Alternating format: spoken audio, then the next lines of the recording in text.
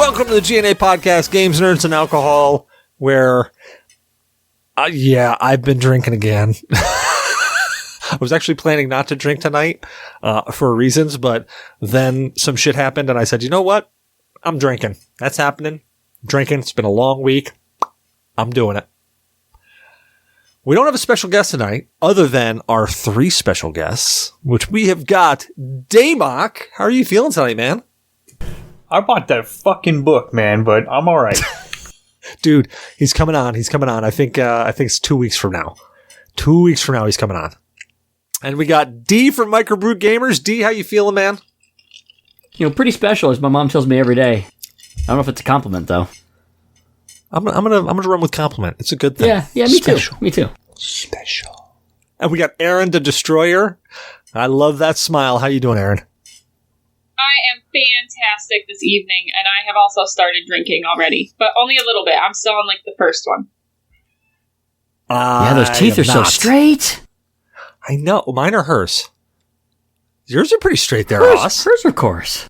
Yeah, that's a creepy face right there. That is terrifying. That is 100% terrifying. I'm not going to lie. That's some Outlast terrifying. I saw her smile, right there. my nipples got hard, then all of a sudden that face came out, and I'm like, hey, there's pussy on the screen now. Boink. Oh, yeah, sorry, my cat is joining us also. Look at the tuxedo cat. Yeah, it's the second one that we've added to the collection. We got the short, fat one, and now we have the tall, skinny one. Aww. Oh, and as soon as I say cat, mine joins me. I wonder if he's going to come and say hi. You can come say hi? No, you're going to turn and defeat.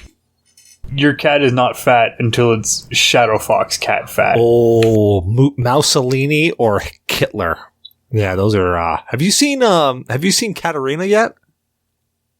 Yeah, I have. I've been over to his place. She's tiny!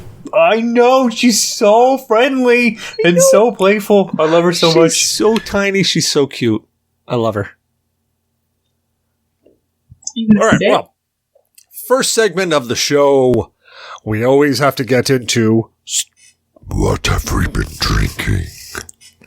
So, let's start off here, because I've actually got to finish my drink, so I'm going to go through everybody else so that I can get to the actual booze I'm going to drink tonight. So, D, what are you drinking with us tonight, man? Well, I'm sticking with the classic right now. I mean, I should be trying something new. I might actually delve into something new a little later.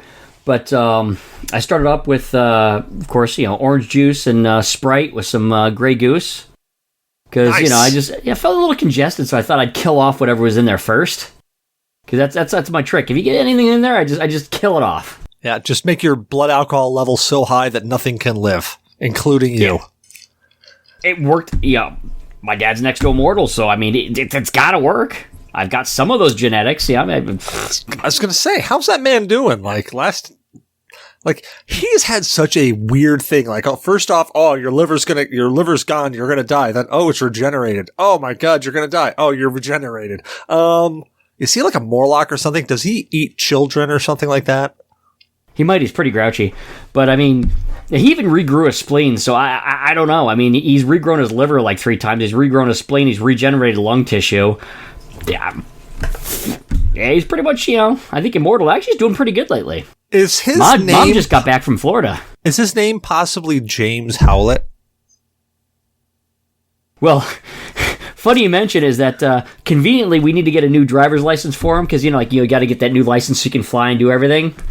And he lost his birth certificate, so I haven't seen his birth certificate, and right now, when they call the hospital to town, nobody can find any record of the man. Conspiracy. He doesn't exist. He's actually been alive for hundreds of years. All I know is one of the places he used to live was White Sands, New Mexico, and he used to play in the radiated sand. In fact, he had a little bottle of it that he put in my freaking sandbox as a kid, and he's like, I probably shouldn't have done that. And he's completely full of Strontium-90, so I think he's one of the X-Men. I'm pretty certain. He's like a Wish.com, like a shitty version of him, like a knockoff version. Yeah, he's a Wish.com X-Man. I love it. So me, since I'm like half of them, I'm like even worse. I'm like the knockoff of the knockoff, like from one of the third world nation, websites, You're like the Facebook ad version? Yeah, pretty much, because I mean, I don't regenerate as well as him, but then I don't die either from stuff that should kill me. So it's like I just don't quite regenerate all the way. I just regenerate enough to malinger on. It's like it's like the universe is like, you can't die, but you ain't gonna heal either. You're gonna kind of exist in between, like a ghoul. You know, my dad's the full-on vampire. You know, he grows back, and I'm just the ghoul. I love it. I love it. What about you, Aaron? What I know are you drinking tonight? we tried to kill me lots growing up. Sorry, I am drinking Bud Light. Just the regular cans, not the tall boys. And then I may or may not drink it, but I brought it in here, the Guinness cold brew coffee. It's my last one. I was saving it for a special occasion. Ooh. Apparently this counts as a special occasion. Yeah, I'll just have to like airdrop you a whole bunch of those. We'll call it a gift from the G.N.A. Okay. I'll be waiting. What about you, Damok? What are you drinking tonight, man? I broke into some Devil's Backbone Vienna Lager. I've not had that in quite a while, but good choice. It's my night to drink. Yeah, you know, I mean, it's the one that Budweiser bought. Devil's Backbone is the one you can buy internationally now, but it's just a damn good fucking beer, even though it's everywhere now. It's a nice lager. It's a nice smooth, I'm going to be honest. It's been probably a year or more since I've had it, but I remember it being a very nice, easy drinking lager. Like, the attack isn't too aggressive. No, not at all. It's pretty straightforward. It's not, high ABV. It's only 5.2, but it's just a good lager if you want to sit down and drink a lager that's, the one that made Devil's Backbone pretty famous, It's toasted caramel notes for the most part, but yeah, nice. It's smooth. It's easy. I haven't to drink. tried one. So what is the aftertaste like?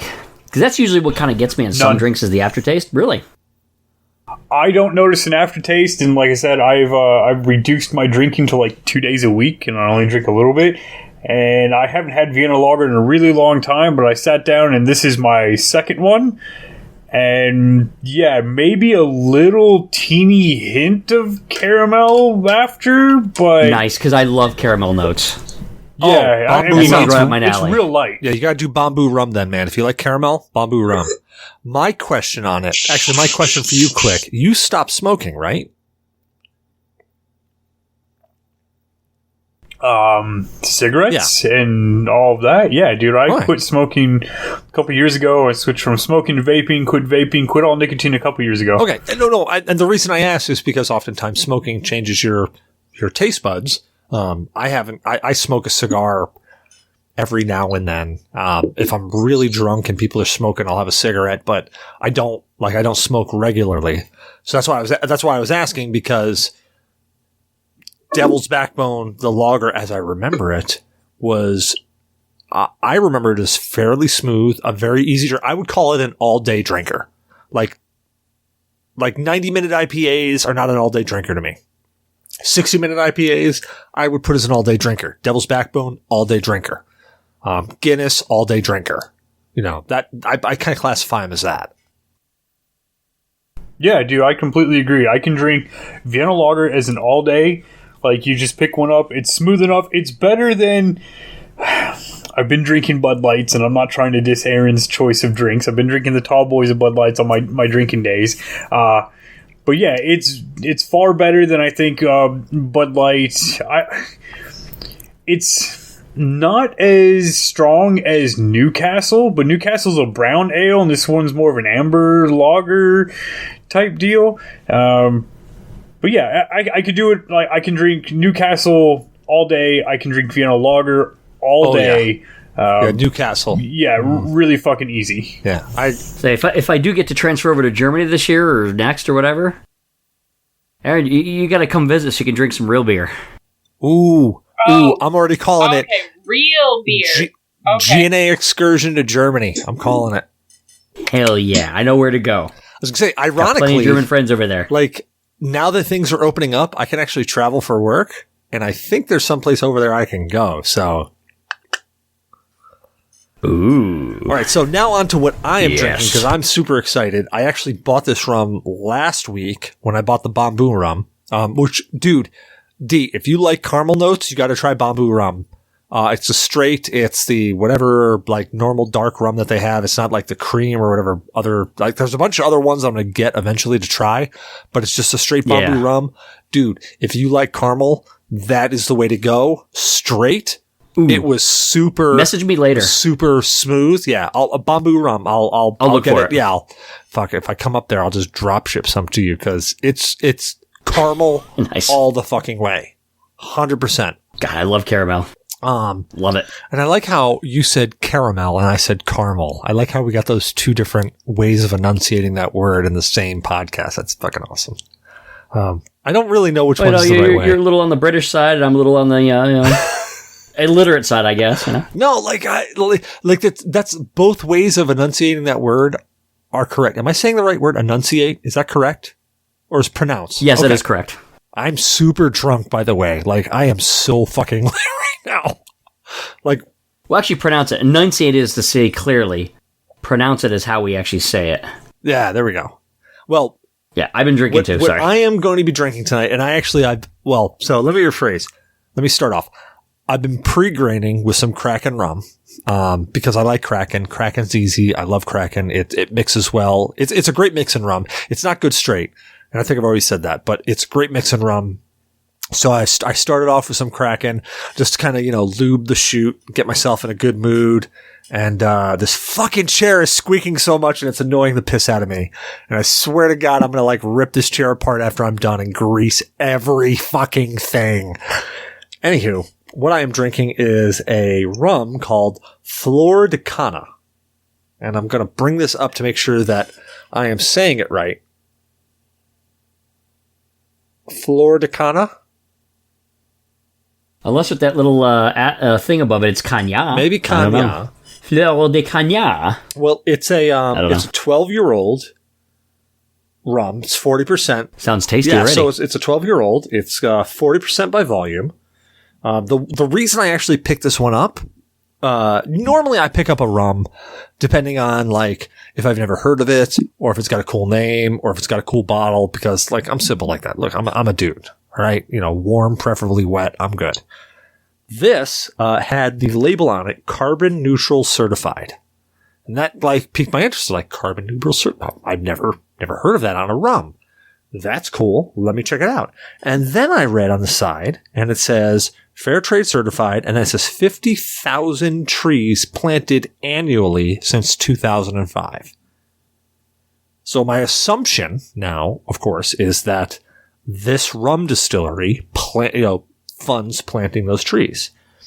And then it says, and this is the part that kind of hit me, distilled using 100% green energy.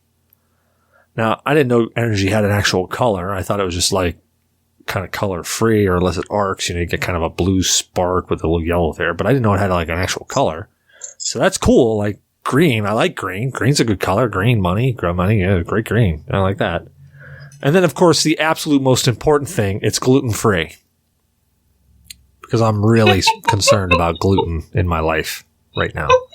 I swear to God, dude, you need to spend some time on TikTok. I love that dude. And he comes in and be like, yeah, I'm with the Grey Goose because it's gluten-free. And he's like, all liquor's gluten-free, but you do you, bro. It's literally labeled gluten-free. You gotta say that it's gluten-free. I fucking know it's gluten-free. It's alcohol. It's liquid suspension of something that's going to fuck up my mind. I know it's gluten-free. Actually, you know what?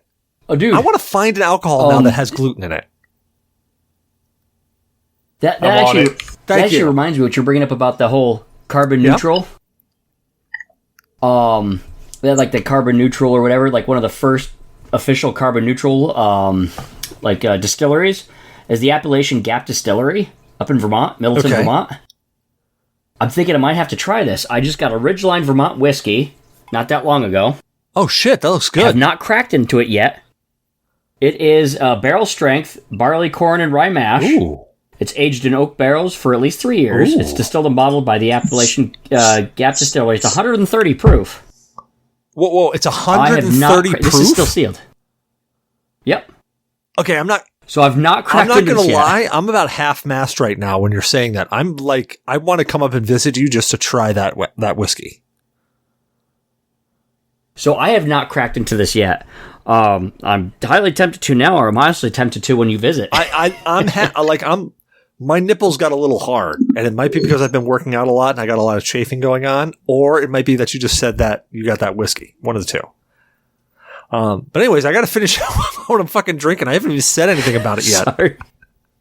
So the bottle I've got says 130th anniversary.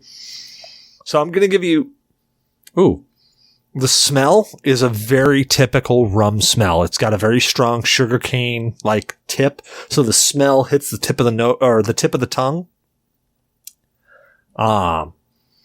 Very appealing, to be perfectly honest. I don't have a glass, so I'm going to be a Neanderthal here and drink from the bottle.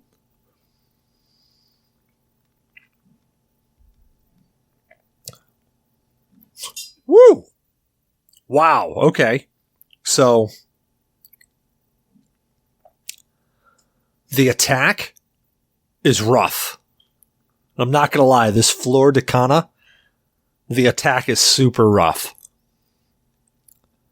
I got to take another hit of that only because the attack was so like in your face. I didn't catch anything from it.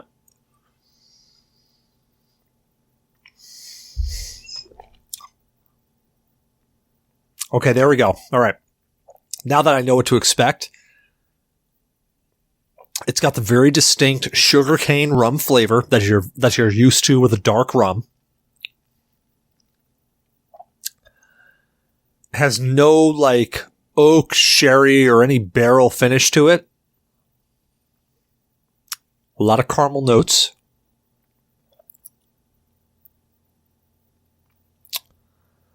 It's almost like, God, it's hard to explain the aftertaste of it. The aftertaste of it straight has a very, God, it's almost nutty flavor. If I'm making any sense on this. Yeah, like the full-on aftertaste is really like, there's like almost, it's not Frangelico nutty, so it's not like a hazelnut nutty, but it's almost like maybe an almond nutty. Really, like, I don't know, I've never had a nut flavor with rum before. But let me try it mixed. So I'll give you another nut flavor yeah, with rum. Yeah, you will. When I come up and do your breaks. Yeah, you will. You saw that video with a... But I know you're going to try it. You're going to try it one more time, but I'm going to interrupt you. Sake. Specifically, Sushu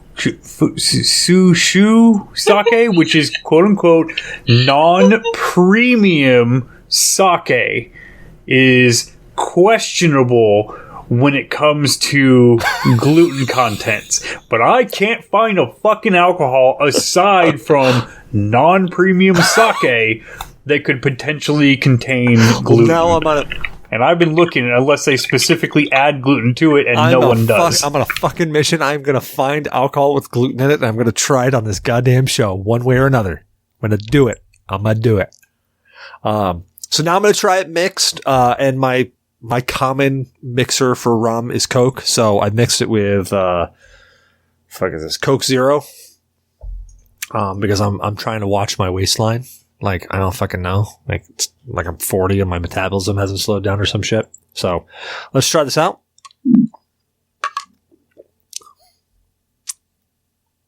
Oh, wow.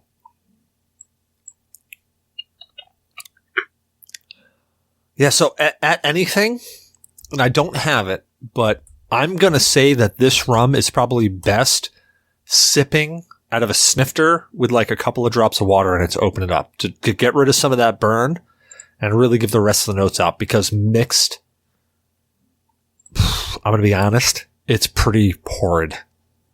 Like, I can't taste the Coke. I can't taste the rum.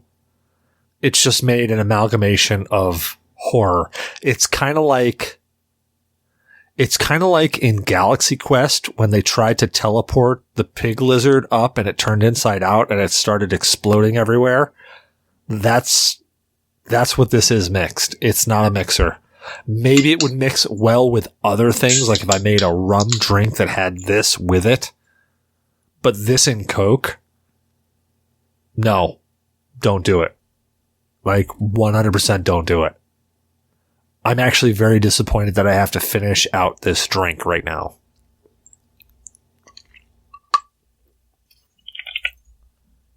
Yeah, all the flavor, this is the weirdest thing in the world. All of the flavor goes to the back of my mouth. Not the tip of my tongue, not the side of my tongue, all to the back of my mouth. I've never had, have you guys ever tasted anything that the flavor goes directly to the back of your mouth? Yeah. Oh, fuck, dude. It was an alcohol, and I'm trying to think of it. Soju. I do not taste the sweetness of soju on the front of my tongue at all whatsoever. It's always the back end, at the very back of my tongue when I'm swallowing it. Now, I've always mixed it in Hawaiian Punch, but when I just drank soju out of the bottle to see, take a big swig of it to try and get the flavor of soju, I only taste the very back of it, and then I lack other taste buds. Wasabi, I don't taste on the front or sides of my tongue or the top of my tongue. I only taste wasabi on the very back, and it tastes amazing. But I mean, that's probably the cheap wasabi made in America, not the real wasabi. All right, I'll take that. I'll take that. Well, this is very odd to me because I'm again drunk Cecil here. I'm trying to think of something that the flavor goes directly to the back of my mouth, and the only thing I'm coming up with. Not even cinnamon. That doesn't even go to the back of my throat. Like a cough drop. That's the only thing I get. Like menthol. This is a little bit of the topic you talked about, but there are actually alcoholic beverages that do contain gluten. There's one called ouzo. It's like a Greek liquor with it's anise flavored. It's kind of like sambuca, but you have to look for one that has gluten-containing grains added to it after distillation. So it's an intentional thing that they have to do. Otherwise, you can't have gluten in alcohol. I wonder if grappa apparently has gluten in it. Yeah, I saw that. Grappa. If what does? I don't know. But it says, basically, it's got to be added after it's already distilled, and even then, most of those don't. You have to find, one specific brand, and I guess it's Greek. I'm going to do it. Or at least the specific one is Greek. I found a couple of them. You can buy some beers that have gluten added after the fact, but I was trying to find one that does have gluten, and I could only find that sake and a non-premium sake, and at that point it's questionable. Some of it could have gluten, some of it could not have gluten. It's all, is what it is. I'm down. I'll try it all. I don't care. Dude, I thought, wasn't sake rice-based? Yeah, sake is normally rice-based. Oh, I was about to say, so how the fuck does it have gluten? It's rice is gluten-free shit for you. Because I tried gluten-free once, and then rice everything tasted like damn cardboard. Well, all right. So, next segment. I'm drunk. I'm really hard. It's really hard keeping the show going correctly on rails. Next segment, State of Games. State of Games is where we talk about what we've been playing for the past week, or we just pontificate on how we feel gaming is today in general. So, let's reverse that right back around. Damok, what is your State of Games?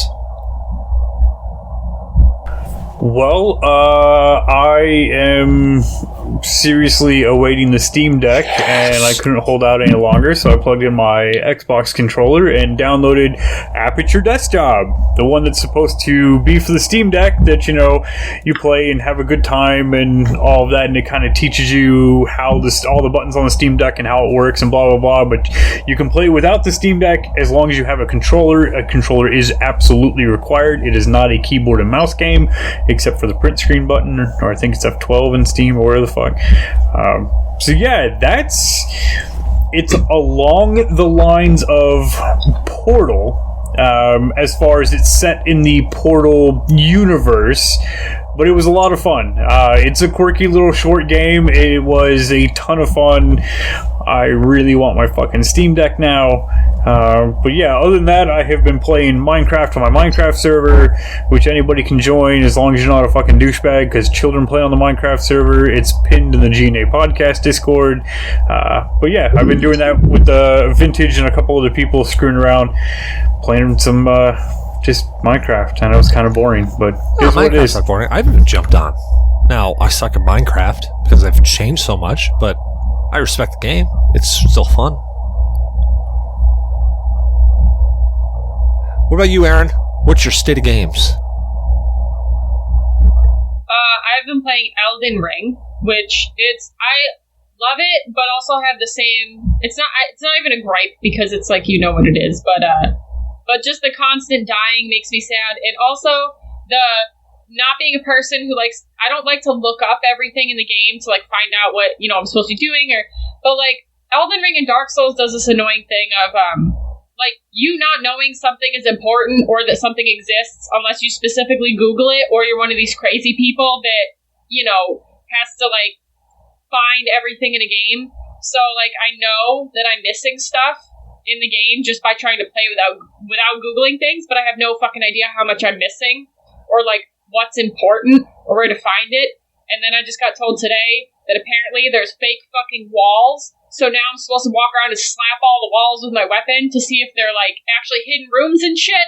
Or, like, what's even behind them. So I'm going to lose my goddamn mind. So I'm just not doing really good mentally with this game right now. I'm just really sad. It's just horrible. But that is wonderful. An old school tactic where they make the fake walls so that you have to go around and keep clicking on them to see if there's actually something there. Like, that's such an old school tactic, and I love that they've added it in there. It's amazing. What about you, D? What's your state of games there, man?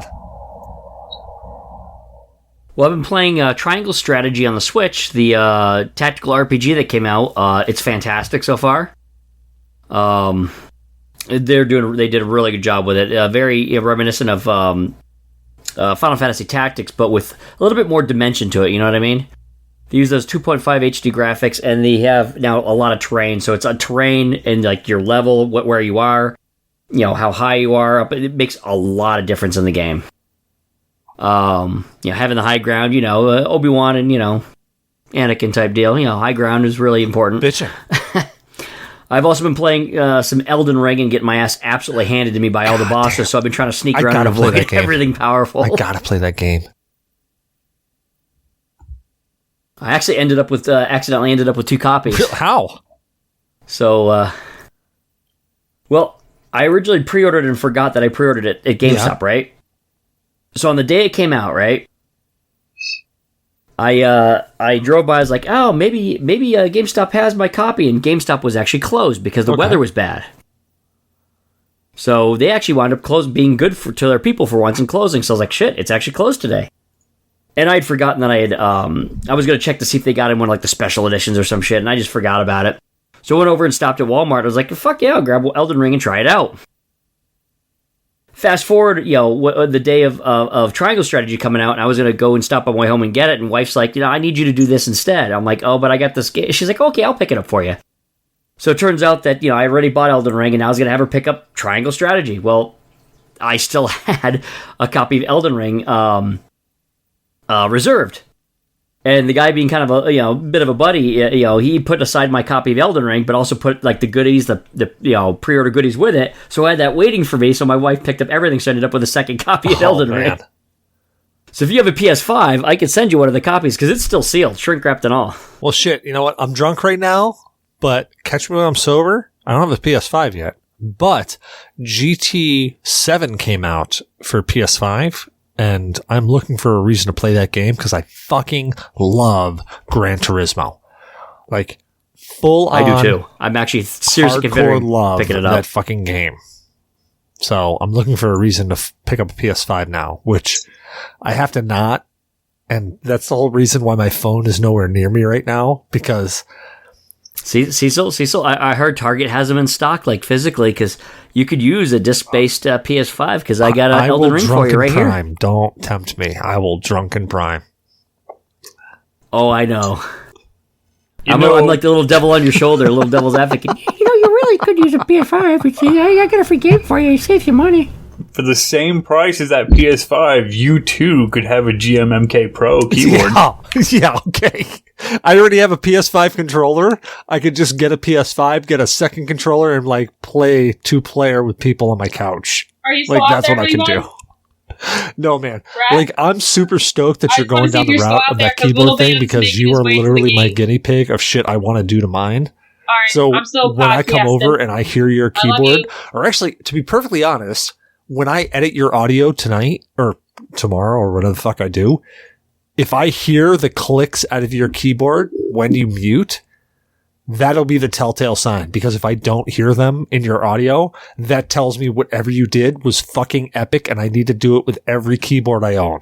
Because all I've done is probably maybe 60% of my keyboard and lubricating it. And I've got the little fucking, G-Lube shit right here. And I'm not even 100% sure that I've lubed every single part that they say you should lube.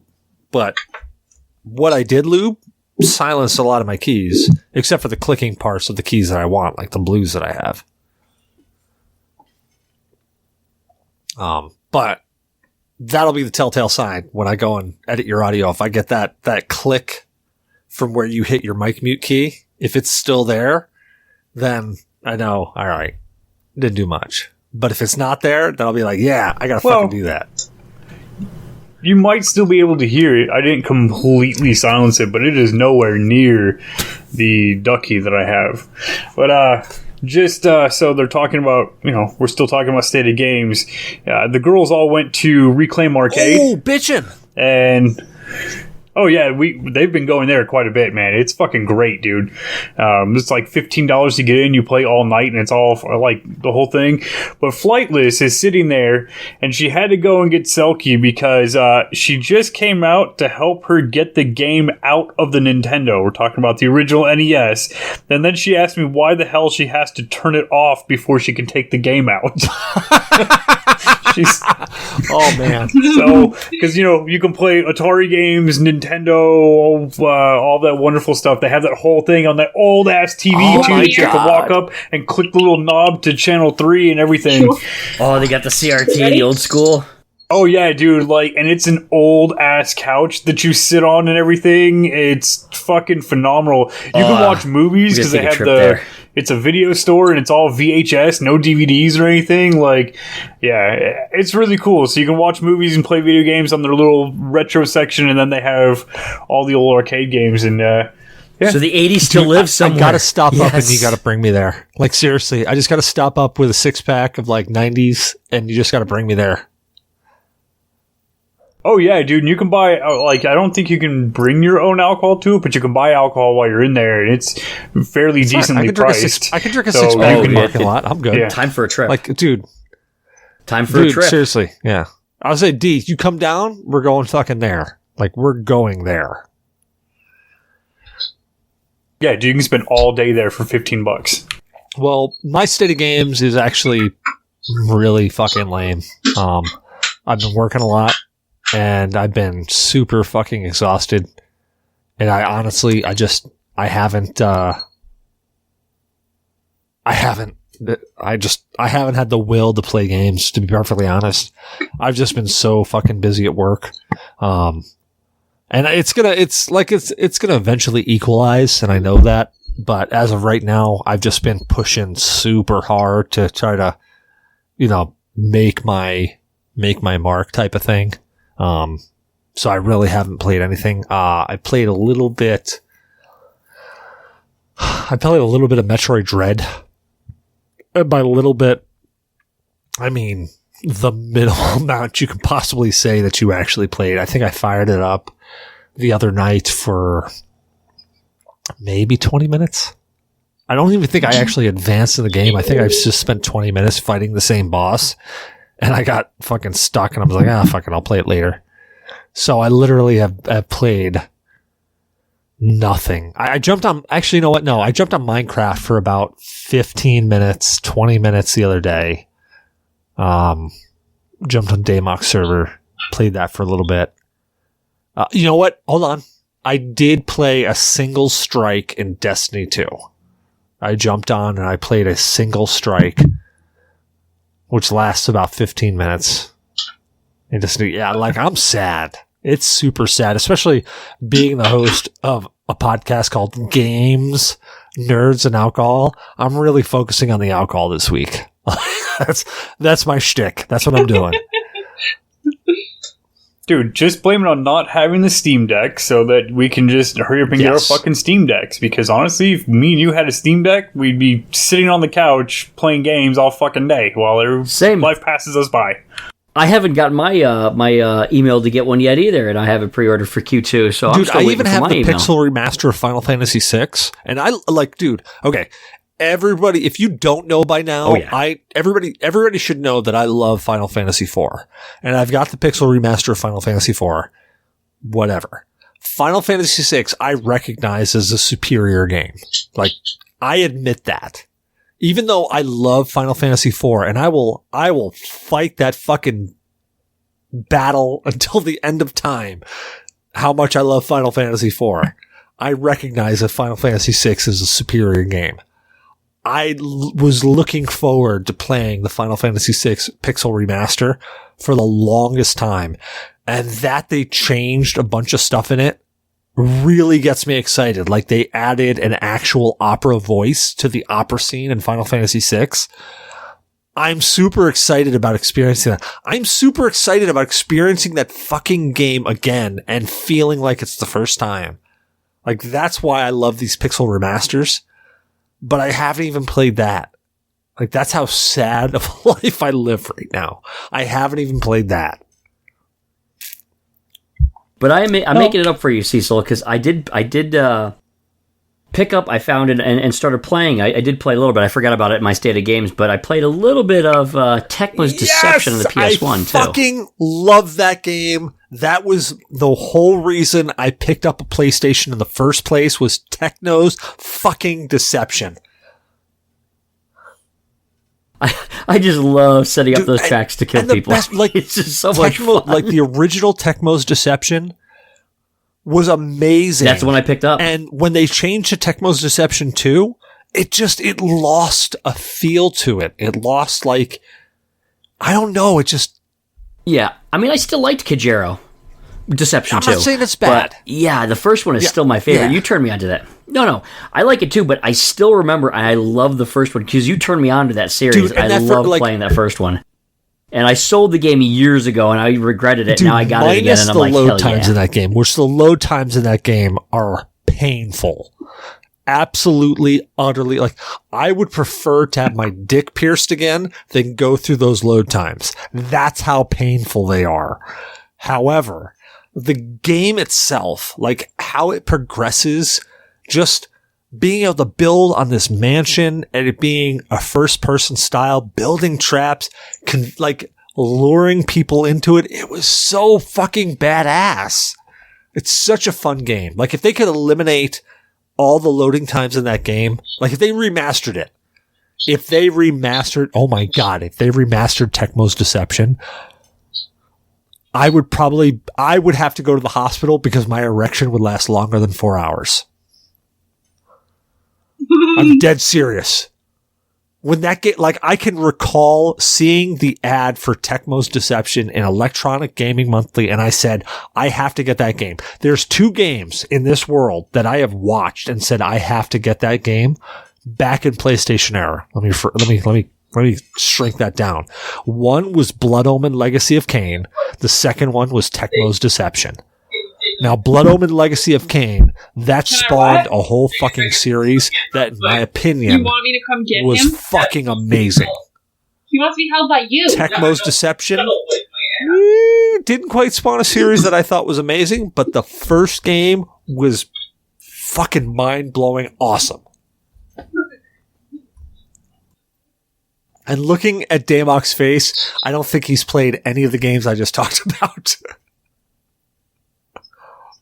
Actually, no, but I did buy all of the Pixel remasters, and I tried to play the first couple of them on PC with the controller, and it's not the same, man, because I play in that little ass window, and you can't make it bigger because it just looks like shit, and I'm like, oh, so I bought them all for the Steam Deck, and I'm just going to say Steam Deck, Steam Deck, Steam Deck. Give me my Dude, fucking okay, so Steam I'm holding Deck. you this. When that Steam Deck comes in, I expect that after a month, you've got at least one of those games beaten. And if you don't, I'm going to rag on you up and down, left and right.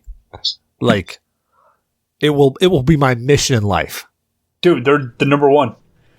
Like, Final Fantasy 1 is my number one game that I want to sit down and play, because I know it's not the greatest Final Fantasy game, right? Not by a long shot. However, I have never truly sat down and played a full Final Fantasy game, and I figured I would start with the first one, since they did all these wonderful pixel remasters, and I will go through them eventually, but I want to at least start with the first one and knock it out. The first one's decent. First one came out for the NES forever ago.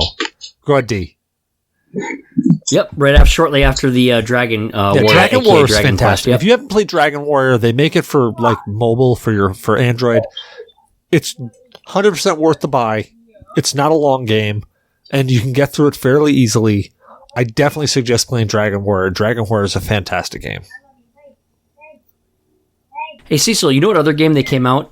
It was on the PlayStation. You turned me on to the series, and they actually did a re-release for. It came out in December 2021, so it actually recently came out. Like on the Switch. Monster Rancher 1 and 2 yes. DX. I love Monster Rancher. Monster Rancher is such a great game. And they have a neat way of basically kind of digitally coming up with like using the CDs, because I mean you could pick a CD and it digitally, you know, they have a library. Obviously you can't actually put a CD in the system, but they have a cool way around it. I would recommend trying it out, because you're the one that originally turned me on to Monster Rancher, and then of course I got the originals, and Dude, I you were just actually loved like the games. you got Monster Rancher 2, and oh boy, I hope I don't Fifth Amendment myself out of this one, but I actually grabbed a burned copy of Monster Rancher 2 from you so many years ago when it came out, and that was the first way that I played Monster Rancher. Now, okay. Before everybody's like, oh my god, you fucking broke the law. Yeah, okay, I did. But I also went and bought the game afterwards because he had it, and I grabbed it, and I started playing. I'm like, holy shit, this game's amazing. And I went and fucking bought it because I was a little skeptical after Tecmos Deception. Hey, I earned that right. I earned that right. I almost lost a damn thumb to a PlayStation, okay? Modding one. You're muted, Cecil. You're muted. Or I am. No, Cecil's muted. He was just pointing and I screaming. muted myself. But How the yeah. fuck did I do that? That's amazing. Yes! Dude, I remember that. You came back from boot camp, and your mother beat the shit out of me because you almost cut your fucking thumb off. Thankfully, it didn't do horizontal, so I didn't lose a thumb. It was in half lengthwise. It was so great. It cut so deep that I looked through my thumb and saw my thumbnail on the opposite side, saw the bone, and it was squirting with my heartbeat, so I knew I hit the artery. I remember that because I'm sitting there trying to work this piece of fucking flash shielding off, and you're like, your words were perfect. You're like, you gotta work the metal, Cecil. Work the metal. And then you got pissed because you were working the metal and it wasn't going anywhere, and you just took it and you wrenched it as hard as you could, and it didn't come off. And then you're like, huh. And you looked at your thumb, and you're like, oh, I cut myself. And then you like touched it with your other hand, and you're like, that looks deep. And then you opened it up like a fucking butterfly, and you're like, oh shit, that is deep. And then immediately your heart beated. Heart beated. I don't know if that's a fucking word, but a fucking blood squirt came out. It sprayed the blood. It wasn't like, okay. It wasn't like it trickled out and oozed. It fucking shot out of your thumb, and you clamped it together. Like you pinched it together like it was a fucking C-clamp on a brake, and you ran downstairs to your mom. your mom's like, go see your father. And you're like, but mom. And you're like, go see your dad. You ran down to your father and your dad's like, go see your mother. And you're sitting there fucking leaving a trail of blood through the entire house. And the shitty part is they just bought that white carpet and I completely following you like a fucking lost puppy going, I have to watch what happens. I have no clue what's going on, but I have to watch and you fucking went to your dad, go see your mother. Now granted, your dad was still like fucking pissed drunk down in the basement, but he's like, go see your mother. And you're like, oh god damn it. You ran back upstairs to your mom and your mom's like, I thought I told you to see your father. You went, but mom, and you let go. And it fucking squirted over her head. It hit the fucking baseboard. And I'm just sitting there watching like, I can't, like, you can't tell people this shit. They're never going to believe it. Oh, we're talking, Aaron, you're back. We're talking about the time that I cut my thumb in half. It was, hit the artery. It was spraying blood everywhere. When trying to mod a PlayStation. No, I caught it. I had my headphones on the whole time. I was handling critter-related business, but I could hear everything. Now, the best part to that whole story, where we were trying to get through, or get to, was on the opposite side of the board of the heat shielding. We never had to take the heat shielding off to begin with. We could have just flipped the whole board over and it was right there. It was amazing. Oh, and literally, like, he's in the bathroom. His dad and his mother's in there washing out the wound because that's what it fucking is. It's a wound on his thumb. He fucking split his thumb open like a fucking cantaloupe. And his mom's sitting there cleaning the wound. His dad, of course, comes upstairs, who's still pissed, who's still pissed drunk, and he's looking at what happened. So he walks in.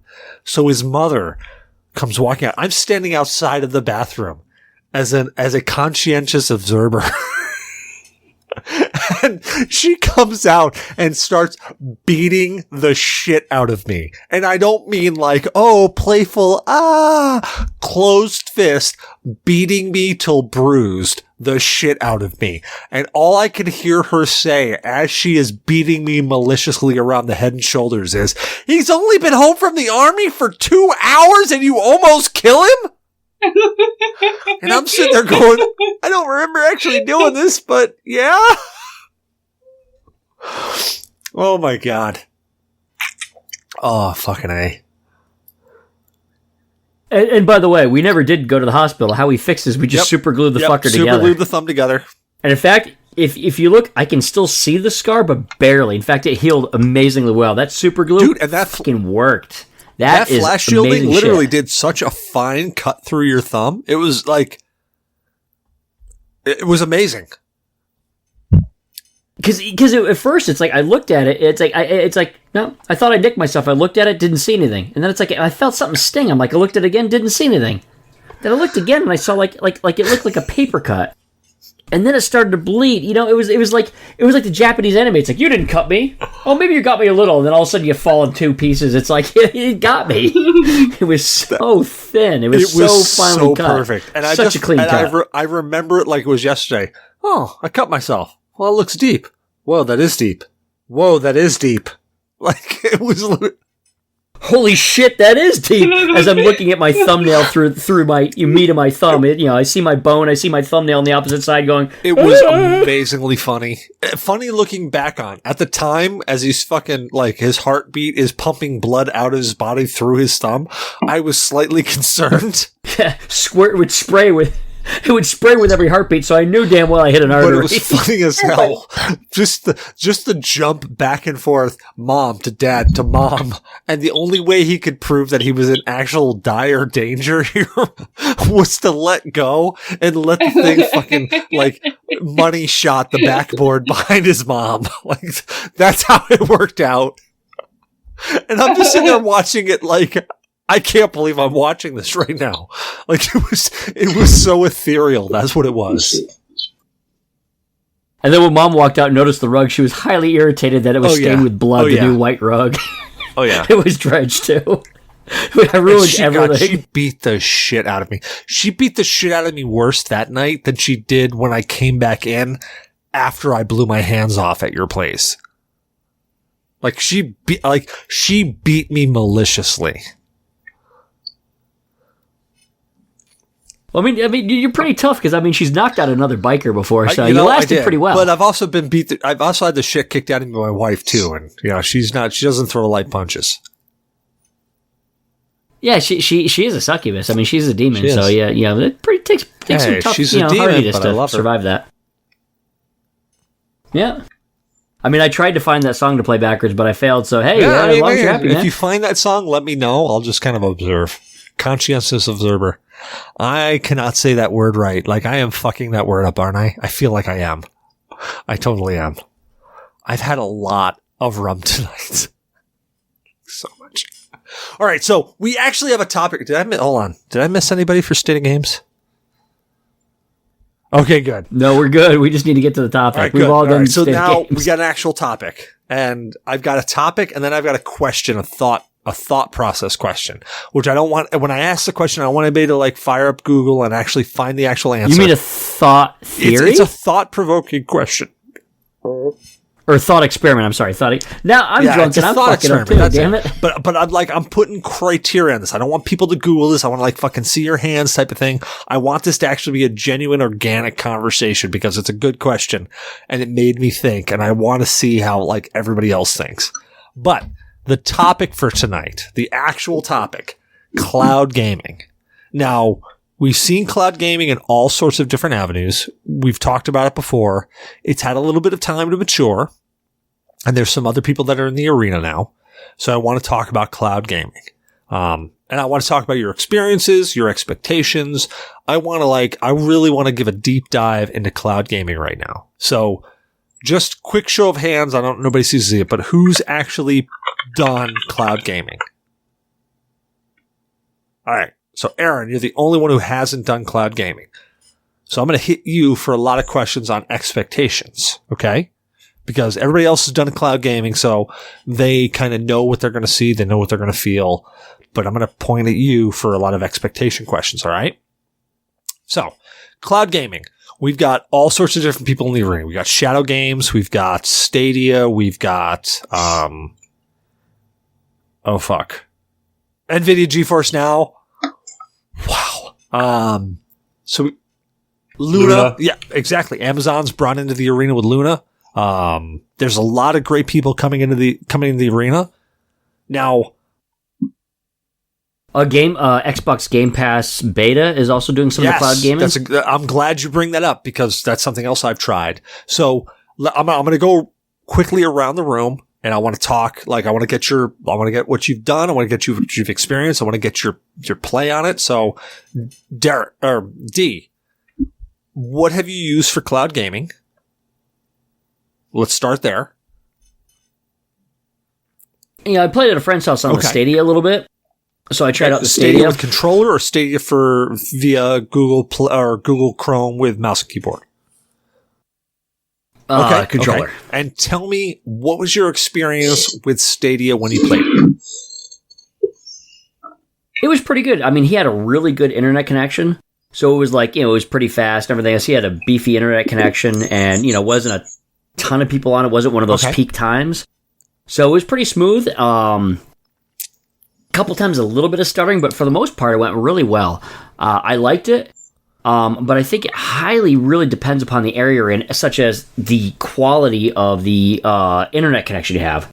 Like, obviously, cable can be really, fast, but at the same time, if everybody jumps on at the same time, it bottlenecks, it slows down. So I think that's kind of a hang-up is it's really dependent on your internet speed. And, some people, say, and if you go out to the country, like where my parents live, you aren't getting that. You can't do cloud gaming at all. Some parts of Germany don't have good internet. I mean, so it's going to be a limiting factor until high-speed internet's available everywhere. All right. So actually, I completely forgot. So anybody who's listening, if you don't know what cloud gaming is instead of a situation where you download the game to your computer or Android phone or Switch or whatever, instead of downloading it to your device, you play it through the cloud, i.e., all the actual install files are up in the cloud and you access them. You're basically doing, the best way to describe it is like a virtual machine. And please correct me if I'm wrong. It's like a virtual machine that you're accessing and then playing it through said virtual machine but you don't have to install anything locally. Everything is all up in the cloud. It's all done through that. So you don't have to commit any local resources. The only thing that you need is actually what Dee was just describing, is a network connection. And the better the network connection, of course, the better the connection. But I mean, I'm also thinking it's pretty good for, especially, I can afford to like an expensive gaming rig, but most people can't afford, these days, an expensive gaming rig to be able to play these games. So as long as you're in an area that has a really good internet connection, I think this is an awesome thing. On the downside, as we see, if there's too many people getting online like they don't expect, it kind of like, remember when they shut down the Final Fantasy 14 servers, or is it 14? Or am I getting behind a couple? Is it like 16? Anyways, one of the newer MMORPG, the Final Fantasy one, they had to shut down the servers. I mean, if you get a higher than expected volume, then it's pretty much you're not going to be able to play the game. So that's kind of a downside as opposed to being able to launch something, that you actually have locally versus, being dependent upon, the online service. And like I said, if it gets overloaded, if they don't expect that volume, you're going to have issues like that. Or if you just don't have the internet connection, you're kind of pooched. Yeah. But well, I think one thing distinctly to point out is if you have a high-end gaming machine, you probably aren't looking into cloud gaming. Like if you have a high-end gaming machine, you're probably looking at installing and playing locally. But for those that don't have a high-end gaming machine, like Dee said, it's a great way to get. Now, I don't want to say like you can pay for NVIDIA GeForce Now and get RTX and all that shit. But I don't know. To me, cloud gaming is to get a medium level to high level, quality experience cheaply. When you don't have the hardware to run it, but you still want to play the state of the art games at a fairly decent level. When I say fairly decent level, I'm saying 30 to 60 frames. High-end gaming machines, you're looking at tacking 100 frames plus. So, that's a much different experience, and that's a premium. That's something that you're paying for. But a majority of people, I guess I'm equating this to console experience. I think you're skipping forward on your discussion topic here. Yeah, I probably am. What cloud services have you used, Cecil? So I've used several of them. I've used NVIDIA GeForce Now. I've used Stadia. Now, hold on. Stadia keyboard and mouse, or Stadia controller, or both? Yes, both. I've used both. And Stadia phone. Actually, yes. I've used Stadia phone off of my Pixel. It was my Pixel. My brain's melting. Pixel 4 and Pixel 6. Using the Stadia controller. And also using the on-screen controller for Stadia. So I've experimented a lot with Stadia because I have access to it. So I've experimented a significant amount with it. I've experimented a lot with NVIDIA GeForce Now, but I haven't used phone, only phone controller. So I've used a controller attached to a phone playing NVIDIA GeForce Now, but I haven't played just a phone controller keyboard or controller interface to play NVIDIA GeForce Now. Every situation that I've played. Now, okay, I got to preface this. I am a person that I don't need 100 plus frames per second. I like it looks cool, but I'm perfectly happy with the 30 to 60 frames per second range. I'm content. I'm and there are plenty of people and like nothing wrong with people who are like, I want to get that 144 frames a second. Nothing wrong with that. Yeah, I'm not a pro gamer, so. Well, like even pro gamer, not pro gamer, people who are striving for that, dude, kudos. Like, rock on. If you can nail that, that's fucking awesome. I don't necessarily need that, and that's not a downplay. I'm like, oh man, I'm shaming you. No, like, that's awesome. There are some games I get over 100 frames a second, and that's awesome. But I don't strive for that. I'm not looking for that. Now, when you talk about that, there are plenty of games that can be played at 30 frames. There are plenty of games that can play, 30 frames, you can play at 60 frames. And then if you're looking to play specific games, there is a massive difference between 30 frames, 60 frames, and 144 frames on specific titles. Oh, yeah. But for the most part, 60 frames is good. Oh, 30 frames can get a little iffy at times, depending on the game. I'm 100% on board with everything you just said. I'll give a for instance, the game I played the most, Destiny 2. Like Destiny and Destiny 2. I played Destiny on PlayStation 4, I want to say, where I played it the most. PlayStation 4. And like, I was perfectly happy with 30 frames a second. It looked fine. It felt good. It was fun to play. But I'm also going back to Halo, where I played Halo at 30 frames a second, and it felt good. It was fine. It was great to play. Oh shit, my hair's in a bun, so I can't do this. I can't do what Erin's doing. She doesn't even have her headphones on. She doesn't even know what I'm doing. But now, I'm going to rip my hair out in doing this.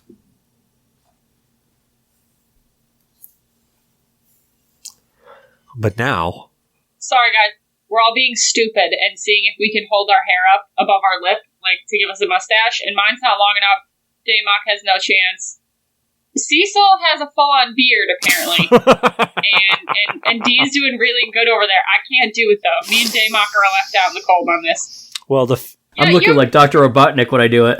Yours is good. Cecil's is yours is so long that you literally can do that and have a beard, and it just frustrated me because I can't even. Mine's not even long enough to hold up. Yeah, so like, I can't do it at what all. I got going for me though is that I also have a goatee, so like the hair is sticking in my beard that I have now, and it's like it's majestic. It's like half though. Like I got to cover this half of my face though when I do it.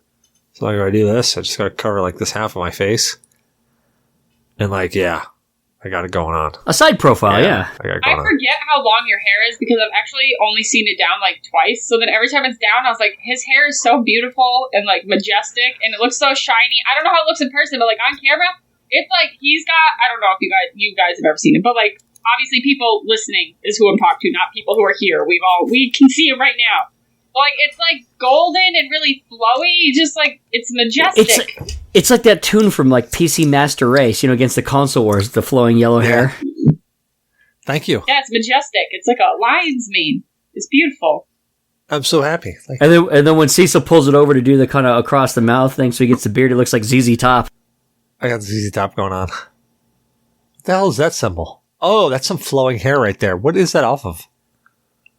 So the keyboard company is called Glorious PC Gaming Race. It used to be called Glorious PC Master Race, but they changed it for, obvious reasons. And it came off of that meme where he's, talking, my Oculus Rift has an Oculus Rift on its Oculus Rift with an Oculus Rift.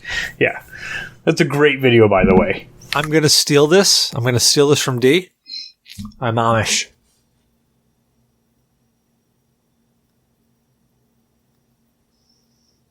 Well, this is not where cloud gaming goes, No, but apparently nowhere near so. where cloud gaming goes. No, but so like I definitely agree. Like I play Destiny 2 locally installed, and I usually get about 100, 110 frames. And there's a distinct difference in the feel of the game. But that's a game I play so much. But like, what was that game? Interx? What the fuck is that game called that you turned me on to? Infernex? Yeah, Infernex, I think. So like that game, I could probably play that game at 15 frames a second and not notice a difference whatsoever. I don't think it plays over 15 frames a second. Right? Yeah, it's meant to emulate, like almost original NES style, but really good 2D depth to it. Yeah. Yeah. Actually, so ironically, that game is next week's episode. We're reviewing that game. So if shit, dude, I've put hours into that game, and I am so far at the beginning that it's not even funny. Sounds like I'm gonna have to try it out. Well, if you don't have it, let me know. You will get a code for it. All right, I don't have it, so. All right, I'll hook you up. If every podcast I've been on where we pick a game, y'all always pick something that came out before I was even born, and then I gotta Google it and read about it so that I know what's going on before the podcast. Can we please pick some shit that came out in like the year 2000 eventually? Just like one time. I just want one. Damok, please tell her when this game was released. This game just came out like in February. What is it? So yeah. Wait, what is this? What is this NES style brand new thing? Shut up with your finger. You shut up. I see you. Whatever. What are we It is along the lines of like the NES Castlevania games. But it is new, and I do believe it launched in end of January, early February is when it actually launched. I don't Hey, the retro look is in. What is it? I thought this was like something old. No, it plays like it absolutely plays like an NES retro game, but it has more up-to-date coding behind it so that there's really cool shit. Like if Cecil's been playing it and he notices the more he slaughters things, the bloodier his guy gets and all that good stuff. Like it's got a lot of really good coding behind it. It's a lot of fun, but it plays 100% like an old Castlevania game. Dude, I just looked it up, and yeah, definitely, okay. I'd love to try that out. Did you find the wall chicken yet? No, I've not found a wall chicken yet, dude. Okay. It's like this is a total spoiler for next week. When you find the wall chicken, he eats it and violently vomits. That would not surprise me. The game is super fucked up. Dude, it's super fun so far. It's amazing in the fact that it makes fun of all the tropes of the game it's designed around. It's amazing.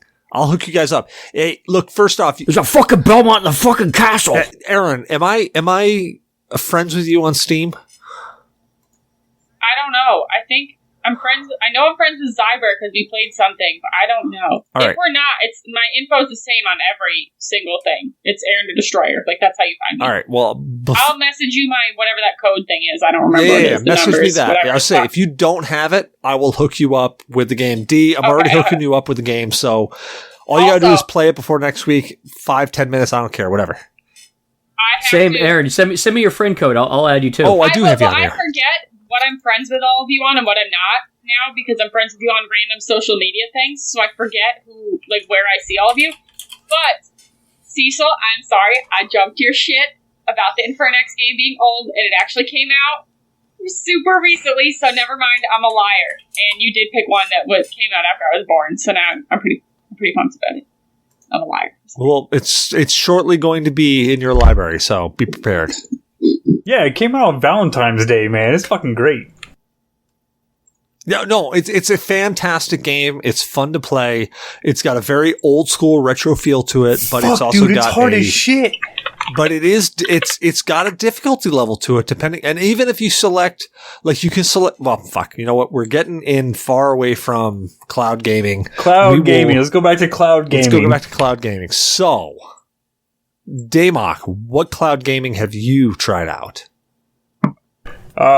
We've actually discussed this quite a bit, but I have played GeForce Now I played it exclusively for 2 weeks when I got Odin and had to take care of him when he had to have that extra surgery with his missing eye and everything. So I couldn't really hang out downstairs. I have also played Stadia, but I've played Stadia keyboard and mouse. I was going to borrow your controller, but I did not get a chance to get Cecil's controller. I have also played Stadia on my Pixel 6, because I got the Pixel 6 Pro and I wanted to try it out. And then I have also gotten into Amazon Luna, and I bought the entire Luna controller, and I've played a handful of games for maybe 3 hours and kind of called it quits on there. But if I were to do it, and I was going to pick one, I really got to hand it to GeForce Now for the ability to get to my Steam library. As opposed to having to rebuy games through Stadia, which I did not enjoy. Stadia experience was pretty phenomenal, but having to buy all of the games over again, I was not very happy with. Amazon Luna. Luna came with a ton of games, and I believe that I was able to play all of my games that came with Twitch Prime, for my Amazon Prime subscription. But honestly, yeah, if I had to go to them, Stadia is on the bottom of my list. I'd say Luna is in second place, and GeForce Now, just for the availability of my Steam library, or for the vast majority of my Steam library. Very cool. Well, Aaron, you should see Infernex in your Steam library. I did. No, I just looked and I sent you guys my, well, Damok sent me his, and then I sent you guys my thingy, my code. Well, obviously, yeah, I was already friends with you, because I just sent it to you. Are you? Yes. Well, I sent it to you anyway, because I didn't look at my friends list before I sent it, so you have my friend code again, just in case you forgot. So now it's just immortalized in your chat. It is. Yeah, it's I got deeply involved in my brain now. Perfect. I'm glad. Yeah, no, I have... Okay, so now I have everybody's stuff because I forget who I have added on what. I just can't keep it straight, ever. So, Aaron, my question for you. Now that you've heard what we've used for cloud gaming, what is your perception of cloud gaming? What are your expectations when it comes to cloud gaming? So I live in one of those. Well, obviously I have internet because I'm here or whatever, and supposedly it's high speed. But I don't think I've ever reached even 100 frames per second on like any game. I think I usually end up playing at like 60. So like it'd be cool if I could play because I play a lot of first person shooters. It'd be cool if I could get more frames per second because I feel like obviously I'm not going to blame it all on that because I don't think I could play professionally, but I think I could do better if I had a higher frame rate. So, like, my expectation would be, like, I see the NVIDIA G whatever Force, like, commercials all the time, and they show how much higher your frame rate is, specifically for first-person shooters. Like, it's being marketed directly at me. So it'd be cool, but I feel like to have really high frames per second, I'm either going to have to buy a expensive setup or have, like, Elon Musk launch a satellite above my house. Like, I need a Starlink just right above my door to have like a higher frame rate because I'm out here in the middle of nowhere. Damok, you wanted to add something. So you're talking about like wanting to have over 100 frames per second, but what resolution are you running your monitor at, and B, what hertz is your monitor actually at? So I don't necessarily know the answer to your questions. I am not sure. I think the resolution I run it at, what is it, like 1080 or whatever, like to whatever the fucking, I don't remember what it is. Probably 1080 if you don't know. I think it's usually 1080p. When I do, because I don't like go into my settings to set it up for specific things, but when I go into Streamlabs, it asks me what I want to run things at. So I think at least for streaming, stuff is at 1080p, and then my bit rate there is like, it's a solid line usually, or it goes up a little bit. So I can run it pretty good. Okay, so there's a big connection here with, hey, you're running 1080p and you have a 144 hertz monitor, meaning you can 144 frames per second would actually translate very well on your monitor. But if you have 1080p and a 60 hertz monitor and you get 144 frames, you're not benefiting from going over 60 frames on that monitor. So yes, it's great that you want to run higher frames and all of that, but you really need to, and it's kind of weird because not everybody sees it the whole way. We can get into a very deep diving conversation into that. It's not like, 144 hertz with 144 frames means I see exactly 144 frames. It's not that. It's the way that it smooths everything over properly for the most part. But if you don't have a higher hertz monitor, going over like 60 frames if you only have 60 hertz is not going to be beneficial.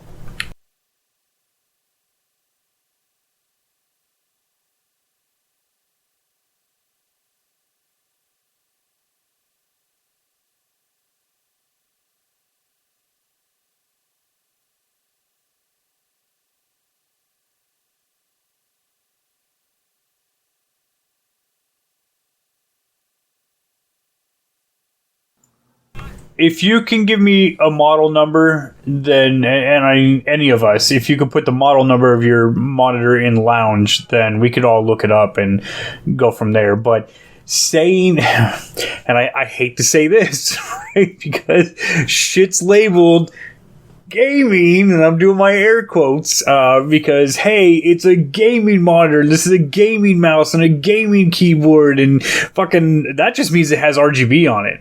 That's all that shit means, is, oh, it's gaming, it's got RGB on it. That's it. So yes, you want to do the model, like the make and the model of your monitor. It sounds like we need to have another tech time with Damok. I need tech time for everything, because in the lounge, you guys talk about all this shit and you're speaking another language. You talk about your keyboard and you're like, oh, it's way better than the whatever, and you talk about all these parts, and then you're talking about keyboard lube. Listen, okay, there's a couple kinds of lubricant I'm familiar with, and none of them are for my keyboard. I don't know what.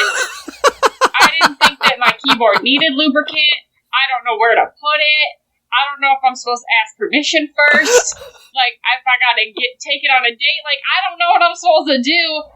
It's just a keyboard. I bought it and that's all it is. And I don't, I'm so out of my depth with all of this. And the keyboard is just the tip of the iceberg for you guys. Ask questions. Too much. Yeah. Ask. Yeah, there's plenty of us that will answer. Yeah. And I want to, but it's too many questions. Plenty of us that will answer, and seriously, you will have multiple people answering you and fighting over answering you quickly.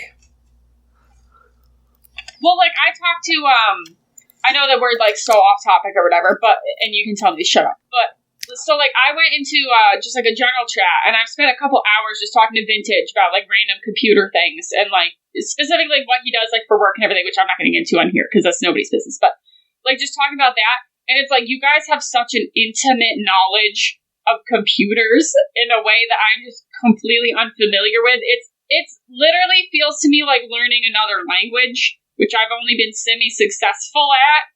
So it's just insane to sometimes just hear you guys just talk, the way that you talk about computers.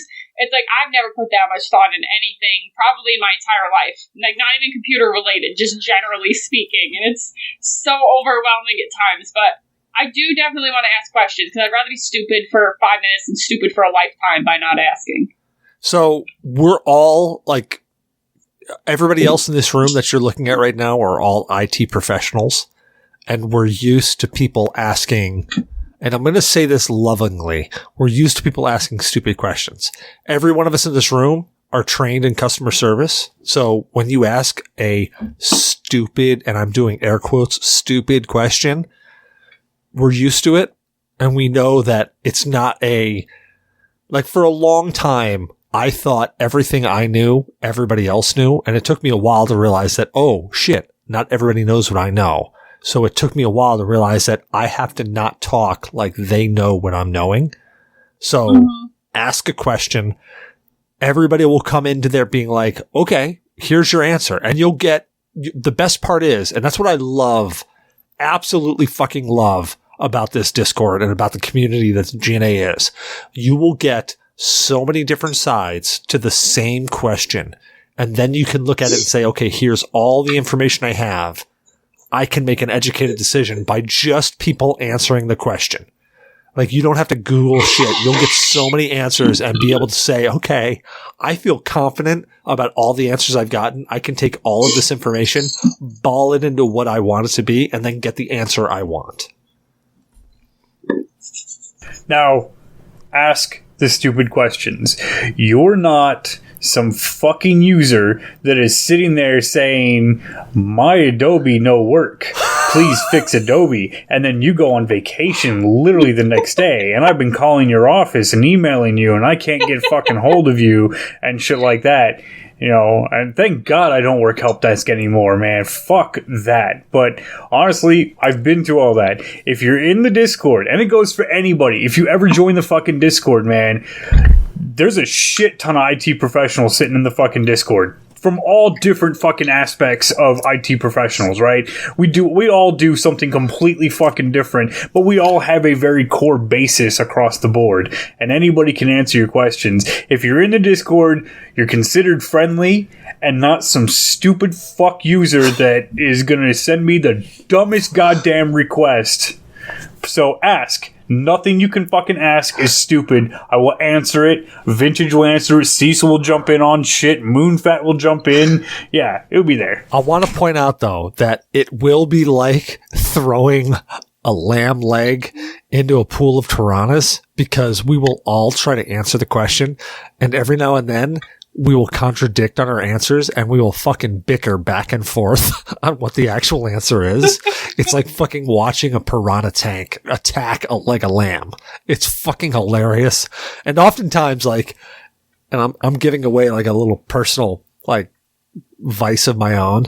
Oftentimes, I will take the opposite side of the argument just because it pisses Damok or it pisses Moonfat or Vintage off. And they will dig in, like, they will double down. They will fucking double down on their answer and be like, no, it's fucking this. And I'll be like, no, if you look at it this way, it's this. And I don't believe it whatsoever. But they will fucking argue it. And it's amazing because they are so dedicated and they are so convicted to their answer. They will double down and be like, no, you're fucking wrong. And then I'll even play the hurt victim and they still will double down and they'll still go straight to it. It's amazing. Like, there's so much knowledge in this Discord. Seriously. Like, ask the question. There is no stupid answer. Like, you won't be shamed for it. The only way you'll feel shamed is when people start arguing about the answer, and then you'll be like, shit, I don't know anything of what they're saying, but it's cool information. Sometimes I read the Discord, because, like, I usually get on later, like, late morning or afternoon, so, like, there's already a couple hours of messages, so I read through things, and then especially if you guys are talking about something tech, I'll just read through it and be like, yeah, I don't know what any of this is, and then I won't say anything, or I'll post something completely unrelated, because I'm like, I have no idea what's going on anymore, but I just want to feel included, so I'll just post something, and seriously, I like totally like ask the questions, like everybody in here, like we're dicks to each other because we're all on like a level of IT professionalism where we all really know the answer. We just got a slight different opinion on what the answer usually is. So ask the question. Are you a tab guy or a space guy when it comes to coding? Because exactly. When it rolls through the compiler, it doesn't fucking matter, but it fucking matters. Unless it's JSON or YAML. YAML fucking hates it when you are using tabs versus spaces. Can I ask no, I'm just going to ask it. Okay, I'm not even going to ask if I can ask it. Are you guys like if you do it the right, wrong way type of people? Like, if you get the same answer, but you went about it a different way, it's still wrong? Like, I've come across that in my personal life with, like, not related to computers, but, like I've worked with my mother, and I'll get the same exact result, like, doing things, like, I talked to you about plants, like, doing things with plants and getting the same result, like, you can save it or whatever, like, bring it back from the dead.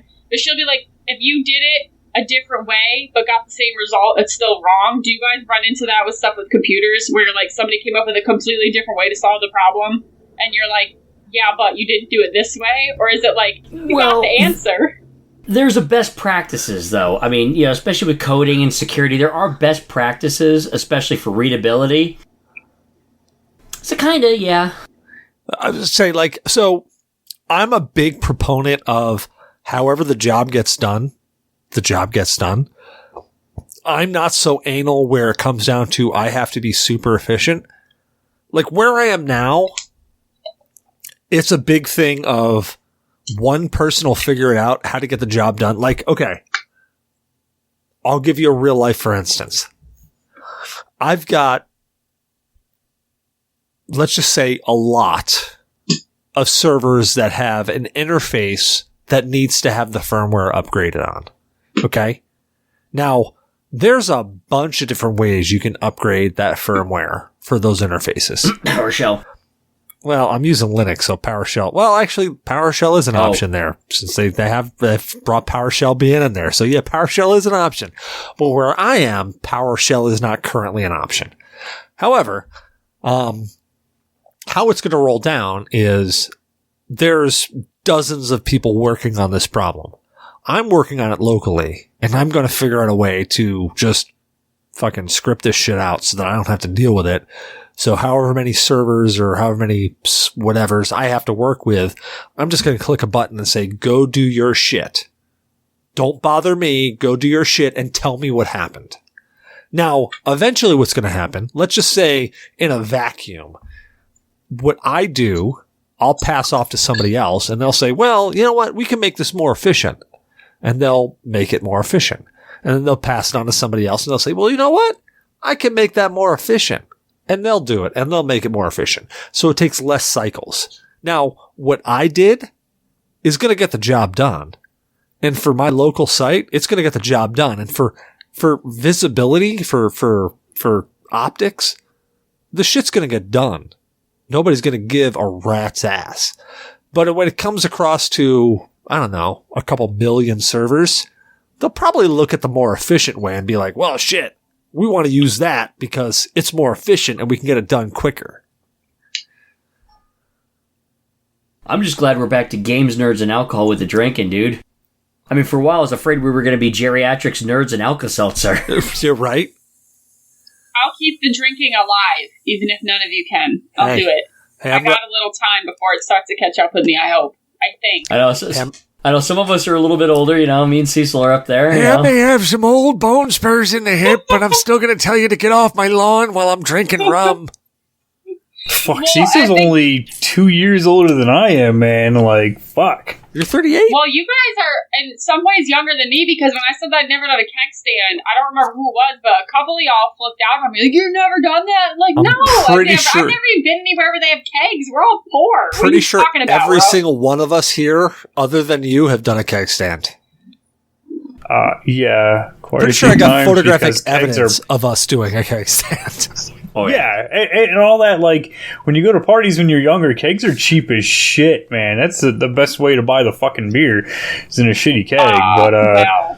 I'm about to be even older. I'm about to be older. Nobody I've ever known, in no party I've ever been to, has there been a keg stand. And I was even, what am I, 20? Yeah, I'm not even kidding. I went to a party with people that were 10 years, no, they were over 10, they were like 15, 16-ish years, my seniors. I went to a party, I was 19, and people were feeding us alcohol. And they didn't even have kegs, and they were in their mid-30s. So, like, there's nothing weird happened, by the way. In case anyone's worried about that juxtaposition of the 30-somethings buying the 19-year-old alcohol. No, we were fine. Nothing bad happened. It was like a family friend situation type of thing. Yeah, they gave you some Everclear. You woke up naked. Yeah, it's all good. Incest is okay. But there was Everclear. You're right. And we were starting to run out of raspberry vodka, and they mixed it with Everclear, so I had my second drink of what I thought was raspberry vodka, and all of a sudden I was fucked up, and I didn't know why. And they were just nonchalant, like, well, we put Everclear in the bottle because it was almost empty. And I was like, fuck you, because why would you do that without telling people? Hey, look, if you can't keep it in your pants, keep it in the family. My family gatherings are keg stands. What was that? Even my family gatherings have keg stands. And what I said is, if you can't keep it in your pants, keep it in the family. I will not do anything with my family. No, thank you, sir. I don't know how things run where you're from, but where I'm from, in the middle of nowhere, we don't do anything with our family. I'm from the same place you are. Right? Well, you came from the other side of it then, because we don't do that. Where I specifically am from, we do not blur those lines. Keg stand or no keg stand. There's not enough alcohol. Everclear blurs a lot of lines. It did blur that many, I'm telling you. I was drinking it, I don't know how much I had or what time frame, but it didn't blur shit that far. My ass went to bed after, okay? Alone. Man, Cecil, we're getting old. I'm about to turn 41. Dude, ditto. I turned 41 this year. I know. Shit, I'll be 39 this year. Son of a bitch. I turned 41 this month. I'll be 26 in a couple of months. You know what? There's old man Dick here. That's what's happening. There's old man Dick. Ready quenched your worksheet. But okay, so like I know I'm in a different age bracket or whatever, but like I literally talk to you guys more than people in my real life. Like my best friends are all 40-year-old men. There's nothing wrong with that. Like this is who I talk to. Dude. Well, all my best friends are all older. My bestest friend in the entire world is a 52-year-old woman. Dude. Like, we go have dinners and lunches and shit, and, like, she's my best friend. Dude, when I was, like, 15, one of my best friends in the world was a 53-year-old guy. And he was, like, had the worst shit that happened to him in his entire life. Like, he was married, he was like, okay, he was married and then divorced, and he was put in jail due to... Was he the chef guy that was also really good at computers? No, that was Chris Pigeon. No, I'm talking about Jerry Church. Jerry Church, he was married, and then he got thrown in jail because his wife said that she was beating him, but he wasn't. But she got his daughter to say that he was beating both of them. And he literally got thrown in jail because they said he was beating them, but he wasn't. Like, okay, the best way to describe this guy was a fucking, like, a giant teddy bear. Okay, he's 53. And that's how you get into cloud gaming, ladies and gentlemen. So, like, literally, that's where this went. I was 15 years old. This dude was 53. I said, hey, man, we've been friends for a while. I said, hey, man, would you go buy me beer? And he said no. Because that's the type of guy he was. He wasn't the type of guy who just was like, oh, I'm friends with young kids. I'm going to go buy them beer because they're saying, hey, could you buy me beer so you'll be friends? No, he wasn't that guy. In fact, multiple people asked him, would you go buy beer for me? And he said no. And those people skipped. And I said one day, hey, would you go buy me beer? And he said no. I said, all right, I respect that. And we still ended up sitting at his place playing Super Bass Fishing on the Super Nintendo, because he was a cool guy, and we just chilled out and talked and hung out, and there was like no expectations whatsoever. Like, that was the cool guy. And the dude's been through some shit. Like it wasn't like, oh, he was some guy. Like, Chris Pigeon was a guy who was hanging out with young people because he was trying to be that guy. And I love Chris Pigeon. He was a cool guy, but he was trying to be that guy. Jerry Church was not trying to be that guy. He was just like, look, I've been shunned by fucking everybody, so anybody who's willing to be a friend, I'm willing to be a friend. Like, that was that guy. I don't know if you guys have ever had that person in your life or had that, like, experience, but, like, that, there's that guy. I think, well, at least I did. Like, when I was young, I feel like when everybody's young, like, their parents will say something, and you're like, yeah, fuck you, you don't know anything, you're my parent. But then if you have, like, some older adult in your life, they could be the same age as your parents or maybe a little younger, older, whatever, it doesn't matter. But like they'll say the same exact things that your parents said, but because they're your friend and not your parents, then you'll be like, oh yeah, you'll listen. Like I had one of those because I was in like a shit relationship and I was like 16, 17 years old and she was in her mid 30s.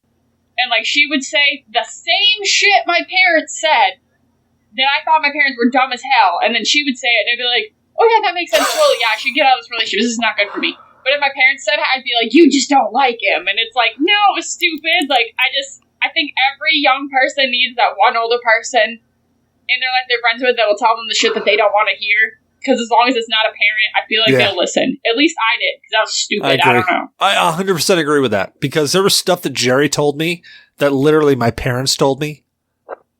And I wouldn't have listened if it was my parents. Like when my parents told me, I wouldn't listen. But when Jerry told me, I was like, yeah, you know what? You got a fucking point. Like, you're not wrong.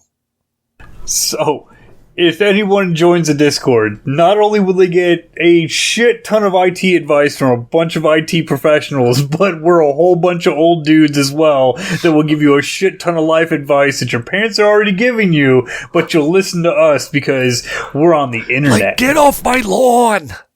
That and some of us are ex-military too, you know? So we can also teach you how to do bad things. Well, and fun fact, I can actually teach you how to pick locks. Like, that's a life skill I think everybody should know how to do. I did not know that. That's wonderful. I don't know why I think that's really cool, but dude, I don't know what I would use it for, but it's just like a cool thing to know. Like, yes, in case I need to get Dude, in here. seriously, for whatever reason. I make things go boom. 100% believe everybody should know how to bypass a lock. It's so simple. Yeah, it actually came in really handy after he was showing me that, and somebody needed to get into their house, and the fucking owner of the weird bedroom thing was a piece of shit, and I had to use some skills. Right? It's a handy skill. In high school, in the middle of winter, me and my best friend went to her house, and her parents forgot that we were coming home, like, at a weird... I don't even remember why, but, like, I think she had a concert or something, so we were coming home at a weird time, and they weren't getting home, so they locked all the doors, but they didn't lock the kitchen window, and they were renovating the kitchen, so right where you... So she was like, "You're skinny, I'll lift you, and you'll just climb through the window." Well, there was no sink or anything, it was just part of the counter was in place, so because neither of us knew how to pick locks, we had to climb through... She had to hoist me up, and I had to climb through a window and take out the screen and climb through their partially done kitchen. And I actually ended up falling through the hole where the sink was supposed to be into the cupboard, and then crawling out of the open cupboard to unlock the front door for us to get into the house. So that would have been super handy then. And also, we got in fuckloads of trouble because we couldn't get the screen back in. Hey, Cecil, remember the my parents' house in Rupert? Remember for a while the back window had, like, instead of, like, the window pane, had that, like, thing taped in, like the foam stuff taped in for a while? Well, I didn't have that skill picking locks, and I came home one day and I forgot the key on the inside, and I had to poo, so I broke the window and get in. Parents were not happy. So, okay. Here's a funny story time with Cecil, which we haven't had one of those in a while. Well, actually, we have. We just haven't labeled it. Living in Ballston Spa. All right. I feel like my dad taught me how to pick locks forever ago. Like when I was probably like 10 or 11 years old, he taught me how to pick locks. Or let me rephrase. He taught me about locks, which then led me into the field of I learned how to pick locks. And bypassing a lock, as I said, it's a skill I think everybody should learn because it's a handy skill. Like if you fucking lose your key, being able to open said lock is a very handy skill. Now, I am also the same person who will say you do not pick a lock that you either A, do not own, or B, do not have explicit permission from the owner to pick. Like, full on 100%, you should never pick a lock that you do not own or you have, and you know 100% that lock is owned by the person telling you to pick it. Full on, like, and I'm probably breaking a law even there, but that's my morals on the subject. So I lived in Ballston Spa. I hadn't been there more than like maybe a month. And I was just walking around, like trying to learn the lay of the land, like anybody does when they move someplace new. Learn the place of land, like walk around, just figure out what's going on. I'm walking down the road, and I was on Prospect Street? I think I was on Prospect Street. And I was walking down the road and I saw this dude sitting outside of his house and like he had his hands on his head. You could tell he was visibly disturbed about what was going on. So of course, me being the empathic person I am, will walk up. I'm like, "Hey dude, are you okay? Is everything all right?" And he's like, "Oh my God, I've locked my keys in my house. I've got to be to work in like an hour." Or like, I didn't even think it was an hour. I think it was like 30 minutes or some shit like that. And he's like, I've locked my keys in my house. And I was like, "Well, do you have your phone on you?" I was like, can you call somebody? He's like, "All my phone numbers are my phone and it's in the house." And I'm like, "Well, do you remember any numbers that you can call?" He's like, "No, they're all on my phone." And that's a common thing for people. They put it in their phone. They fucking forget numbers. It's not like the 90s where you have to memorize numbers and shit. So I was like, all right. And I looked and I said, "Well, look, it's like, I can get you into your house, but how do I know you live here?" And he looked at me and he's like, "What?" And I was like, "How do I know you actually live in this house? Because you could just be a dude standing outside of the house making a ruckus." And he's like, "Well, I got my wallet on me." I was like, "It's got my address." I said, "Well, can I see it?" And he showed me his wallet and he showed me his license, and his license was the address we were at. So I was like, all right, well, I mean, for everything I know, you live here. I was like, okay, well, do I have permission to bypass your lock? And he's like, "You can do that?" I was like, "Well, yeah, I can." I was like, "Yeah, you have my permission." So I went and I picked his lock. Well, as I opened the door, like he's sitting there standing right behind me. And as I open the door, I push the door open. I see a folded policeman's uniform with a hat sitting right on top of it. Literally, as soon as I see this, my fucking heart sinks. My stomach starts to churn, and I'm like, I've fucked up really bad right now. And as the door opens and I see this, he's like, oh my God, you are amazing. Thank you. What's your name? And I look at him, and the only thing going through my head is, don't tell this man my real name. And I look at him and I go, my name's Bob. Hi, I'm Bob. Bye. And I run. Like, this dude was obviously a cop. I turned and ran. If I didn't set off every red flag for this guy, that I was a criminal in one way, shape, or form, then he was a terrible cop, because I literally was like, my name's Bob, bye. And I ran. And I didn't even walk fast away. I dead sprinted away from this guy's house and away from where I live, because I'm not that dumb. I dead sprinted away from this dude. I was like, I just have to get away from this person as fast as I can before he identifies me. Not to say that I wasn't sitting with a guy for 10 minutes and he can't recognize that I'm a 6.5 foot guy with hair down to my friggin' waist. I can't commit a crime because everybody knows it's me. I'll be that guy in the lineup and they're like, yeah, it's that tall motherfucker in the middle, number 2. And I'll be like, motherfucker. And I'll walk forward. It'd be like the cheers of jail. Everybody exactly. knows your name. This guy. That guy did this guy right here. I cannot commit a crime. If I ever do, they're going to be like, there's a tall motherfucker with long hair right there. And I'll be like, fucking A.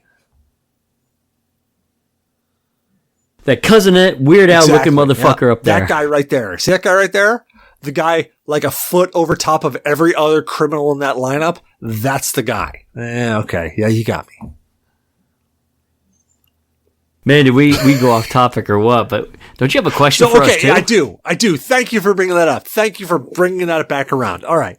So I had a thought-provoking question, and we're going to end the episode on this. Hopefully we don't go off on a tangent. But the question is, all right, now this question was asked to me at work, and it made me think so fucking hardcore that I had to ask it here. All right. So here's the stipulation. No Googling. We got to think about this. We got to talk this out. All right. Are there more doors or wheels in the world? I'm going to ask that one more time, just so that you can let that sink in. Are there more doors or wheels in the world?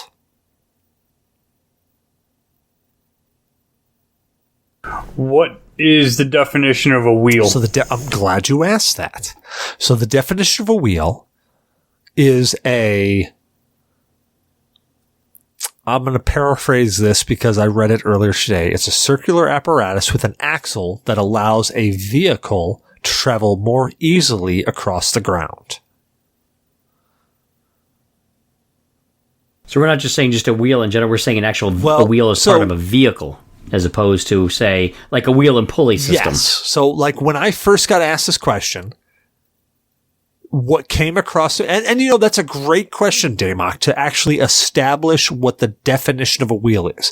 And I'm fairly open to interpretation of what a wheel is.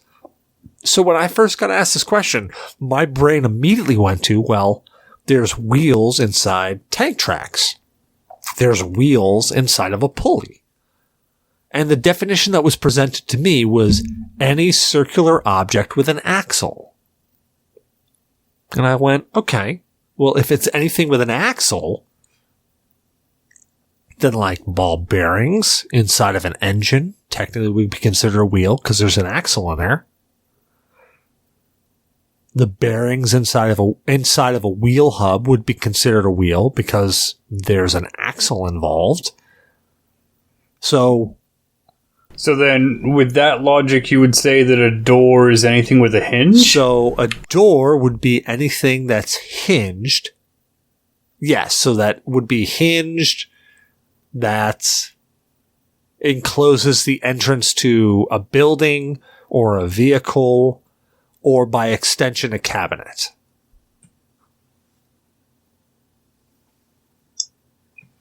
I'm gonna put my answer and then I'll think more on it. I'm just gonna say I think there's more doors. All right. So why do you think there's more doors? I don't know. Maybe I'm thinking about it too literally, but like I'm thinking of like wheels as like, okay, cars. There's 4 wheels, per vehicle. But then there's at least that same exact amount of doors on the car itself. So every vehicle's immediately negated because there's automatically the exact same amount of doors, at least. I mean, unless you're driving like a 6x6 or something, but that's like, how many of those are there?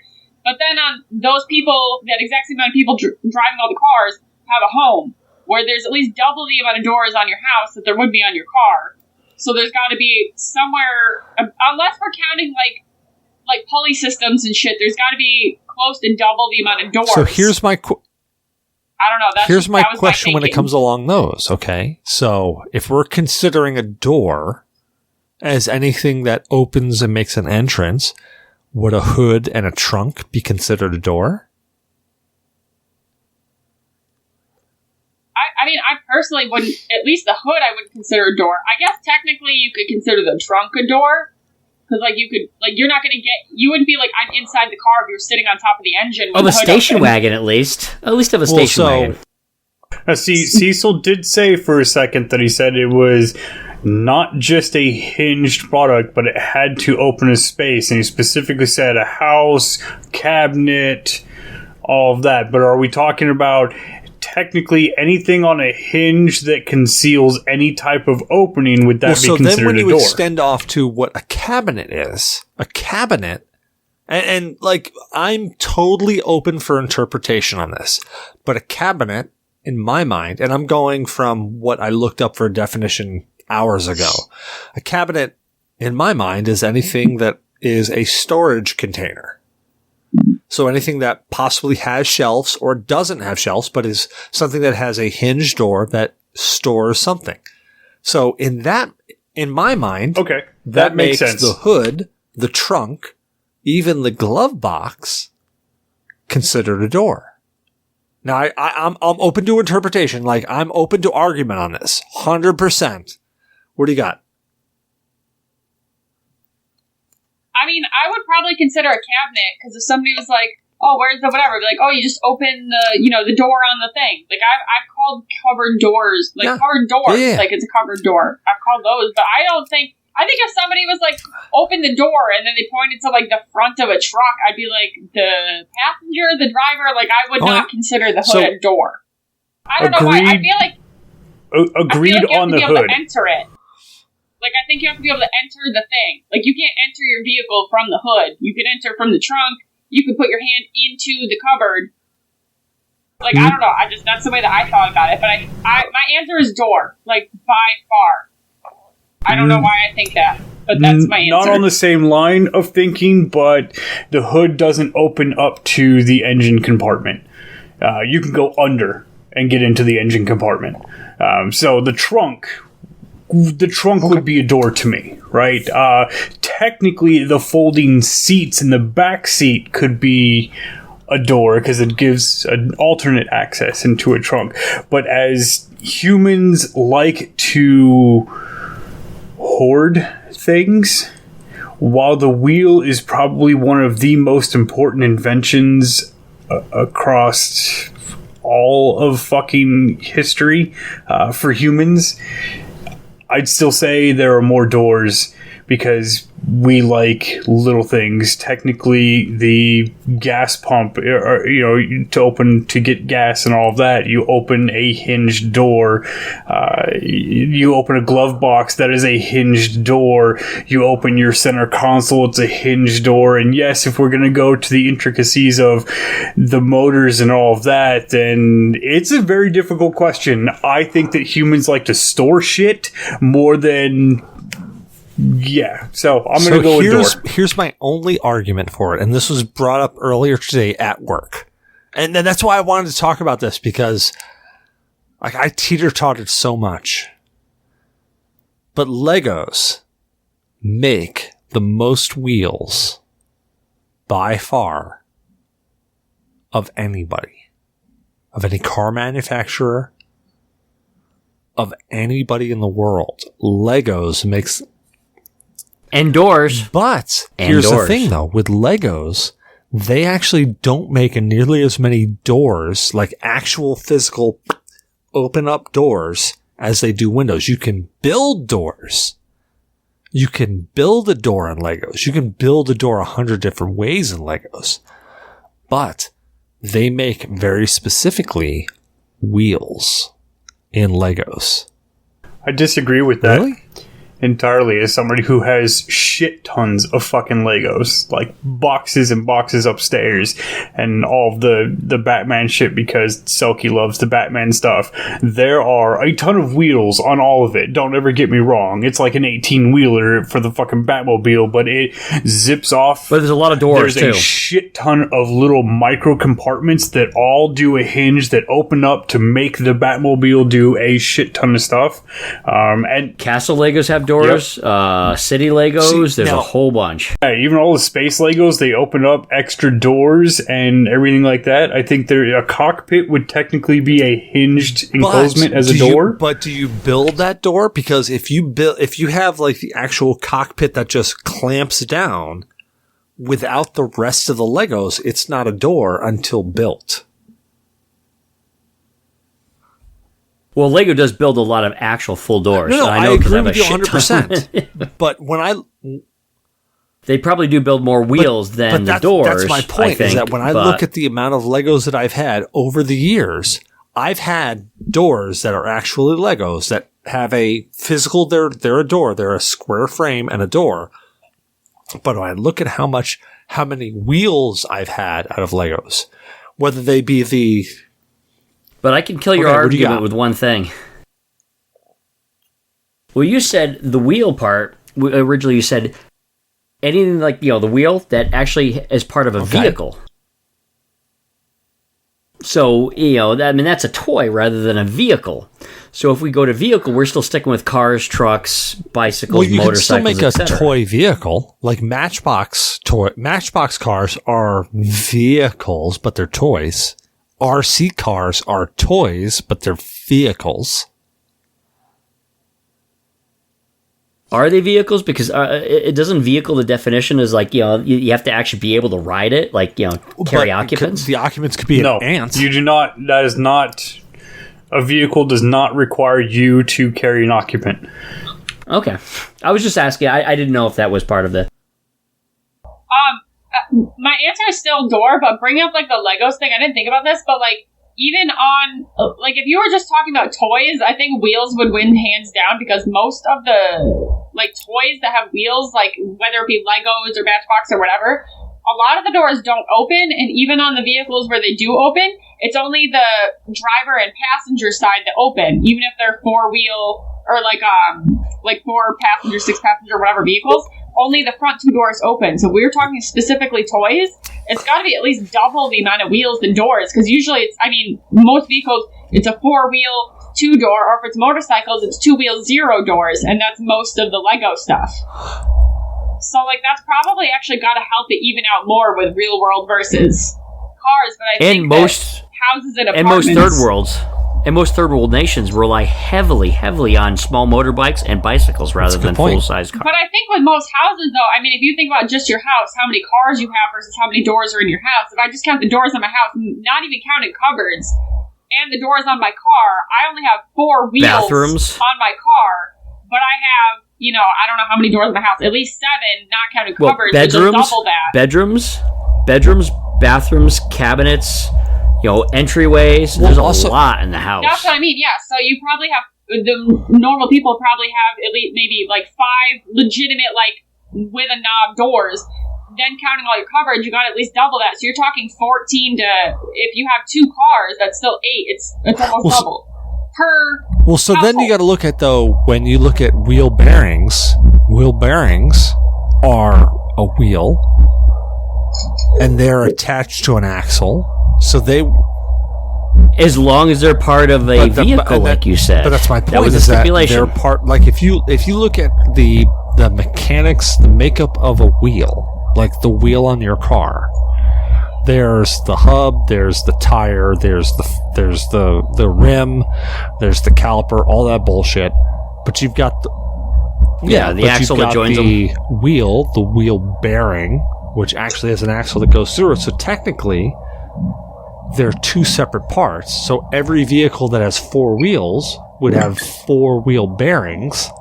So technically, there's 8 wheels on any single vehicle.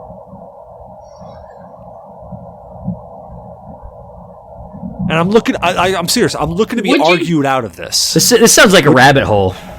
This sounds like a rabbit hole of But interpretation. but would you count, like, if somebody handed me a wheel bearing, I wouldn't be like, yes, a wheel. But here's the thing. So, like I've got 4 wheels on a car. I've also got a spare in the trunk. Does that spare in the trunk count as a wheel? Yeah. What about the steering wheel? Why does counts. Yeah, that's 5, why does the spare wheel count? It doesn't have an axle through it. Well, it does. Well, I mean, but bicycle wheels don't. They do. I don't know, but bicycle wheels have an axle. A wheel, even if it's not on but even if it's not on, like, if you have, like, your spare one, even if it's on the rim, like, it doesn't have the axle going through it then, but I would count it. Like a steering wheel, the wheels on your car, the spare wheel in your trunk, like, I would count those as wheels, but I don't even think most people carry a spare on them. Like, cheap people do. We didn't even get to the skateboards yet, or even the fidget spinners with all those little wheels and bearings. Point is that, like, where is the line? Where is the disseminating line of what a wheel is? Because if you think about it, like a donut, every machine has it. If you take a look, like the vehicle part of it out, and just have just a wheel, the bare definition of wheel and pulley system. Every simple machine, even complex machine, contains one. That means your engine has a ton of wheels because it has belts that run the engine. And pulleys. So now we're really going down a rabbit hole. So, like, that's where do you draw the line for what's a wheel and what's not a wheel? So if you look at the classic definition of a wheel, like if you Google what the definition of a wheel is, it's talking about a apparatus under a vehicle that allows it to move over ground easier. But I would argue that that's not necessarily a wheel because a pulley has a wheel in it. Wheel and pulley system, and it's a simple machine that's been taught since grade school. And it's called a wheel. Does that mean gears are wheels too? For every clock, and this goes into like basically at this point it's where do you draw the definition? At this point the answer would be around semantics. Where do we clarify what definitions do we settle on? So it's all about semantics at this point. Exactly. Where's the definition of a wheel? Where's the definition of a door? And how far do you extend that? It's wild though. It's a provocative question.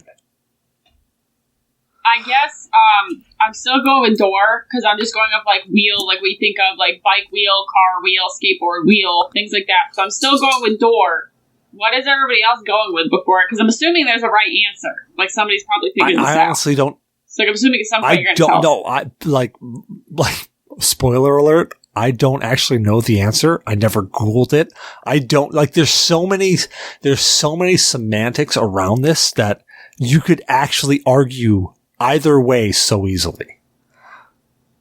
You told us before we started that we couldn't Google it because there was a real answer, so I assumed that you had it, and now I'm just kind of really butthurt because we're going to end this whole thing with everybody talking about what they think, and none of us are going to know whether we were right or not. Somebody Google it. I don't think there's a right or wrong. I don't really think there is a right or wrong. No, there's not a right or wrong. There's not going to be. But are we even going to agree with Google? Because what's Google's definition of wheel versus door? Well, so that's the thing. When I Googled the definition of wheel and Googled the definition of door, it gave me a very distinct answer of what either one of them were. And when you look at the both of them, like when you look at the answers of what's a door, what's a wheel, you get a very distinct answer. And from that distinct answer, it very much seems like a door would win. Just by the answer that they gave. But that's where the thought comes into it of like, well, what is actually a wheel? Because a wheel and pulley system, like that's, by definition, it's a wheel. Like, it's in the name. So it's one of those, do you count it? Do you not count it? And if you agree that pulleys are involved, then does that extend farther into like an engine bearing, where an engine has an axle or a camshaft specifically, and then they have the pistons that the piston rods that attach to that and have a wheel attached to that? Like, where does it end? Where's the actual definition? So I looked it up, right? And broke the basically rules. this is no. No. We're going to look it up. He said we So couldn't here- use Google. Correct. Hold But on. I think we're at a Hold point on in the here. conversation that we can start to use Google to actually extend this conversation. So I did, and here it was posed on Twitter. It blew up on Twitter. The news even ran with it. And then so I looked it up, and Google basically addressed. I mean, people looked at it, and there's different interpretations. So what the all the articles on Google are saying is flat out it's impossible to know. There is no answer. There's no fucking answer. Sounds at all. about right. All right. Yeah, I did look it up after he said to look it up, and it is literally an internet debatable question across the board because it is. All right. So It's all completely dependent, but yeah. Nobody's even settling on a universal definition for either door or wheel. There is no way to know. I mean, it's so broad interpretation, and plus, how the fuck would you count that up? So out of all of us, can I just clarify that I'm the only one who answered it without Googling anything? No, Just not blindly true. fired and went in? No, Not you true. did too, right? Nope, You said door nope. too. I said door, and Yeah, then no, at the end okay. when he said to Google, I did. When Cecil Okay. said it was okay, Yeah. then Okay, he so- Googled it. So D cheated and never answered the question, and then Cecil just pretended there was an answer and there wasn't. So it's cool. It's So- fine. It's only 50% of us followed instructions. It's whatever. So let's go this way. Let's go around the table and let's end the show on this. Damok, team wheel or team door? Oh, team door, just because I like slamming shit. All right, Aaron, team wheel or team door? Team door. And it's team door. D, team wheel or team door? Team wheel, because machines and computers are going to rule the damn world. And I'm going to end this out. I am team door. I have not heard anything tonight that makes me think different. I'm still team door. So let's rock it. I'm glad that we don't all agree, because if we all agreed, I would actually be fairly sad. So Team wheel, yeah! on that note, Damok, where can people find you at? Oh, I pretty much always troll the G.N.A. Discord. You could also find me in Thoughts and Shots Discord, which seems to be kicking off a little bit more these days. So, yeah, you can find me in both of those. Rock on. Aaron, where can people find you at?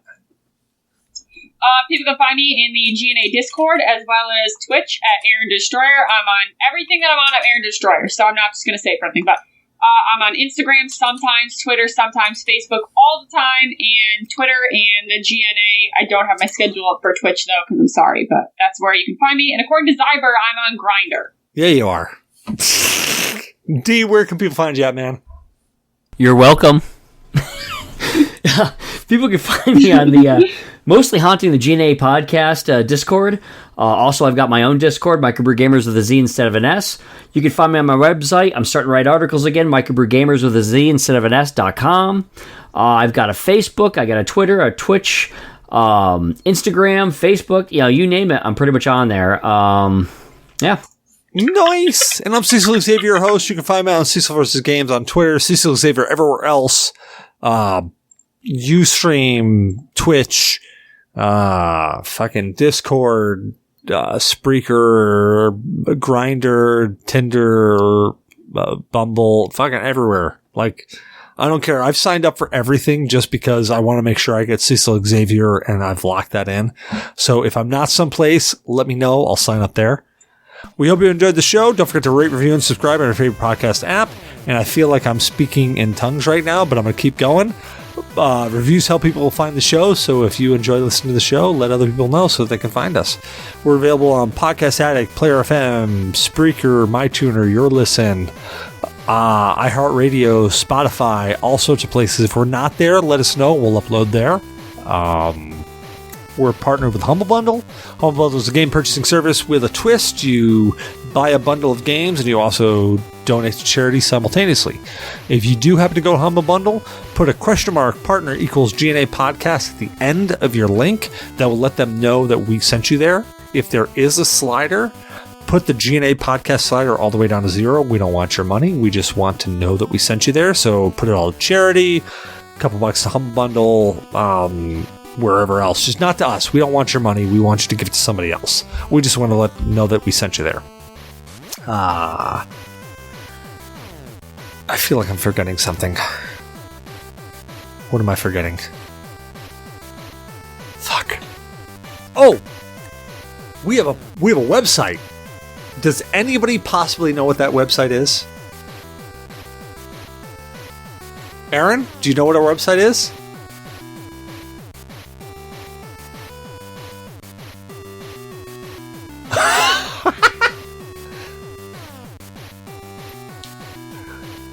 D, do you know what our website is?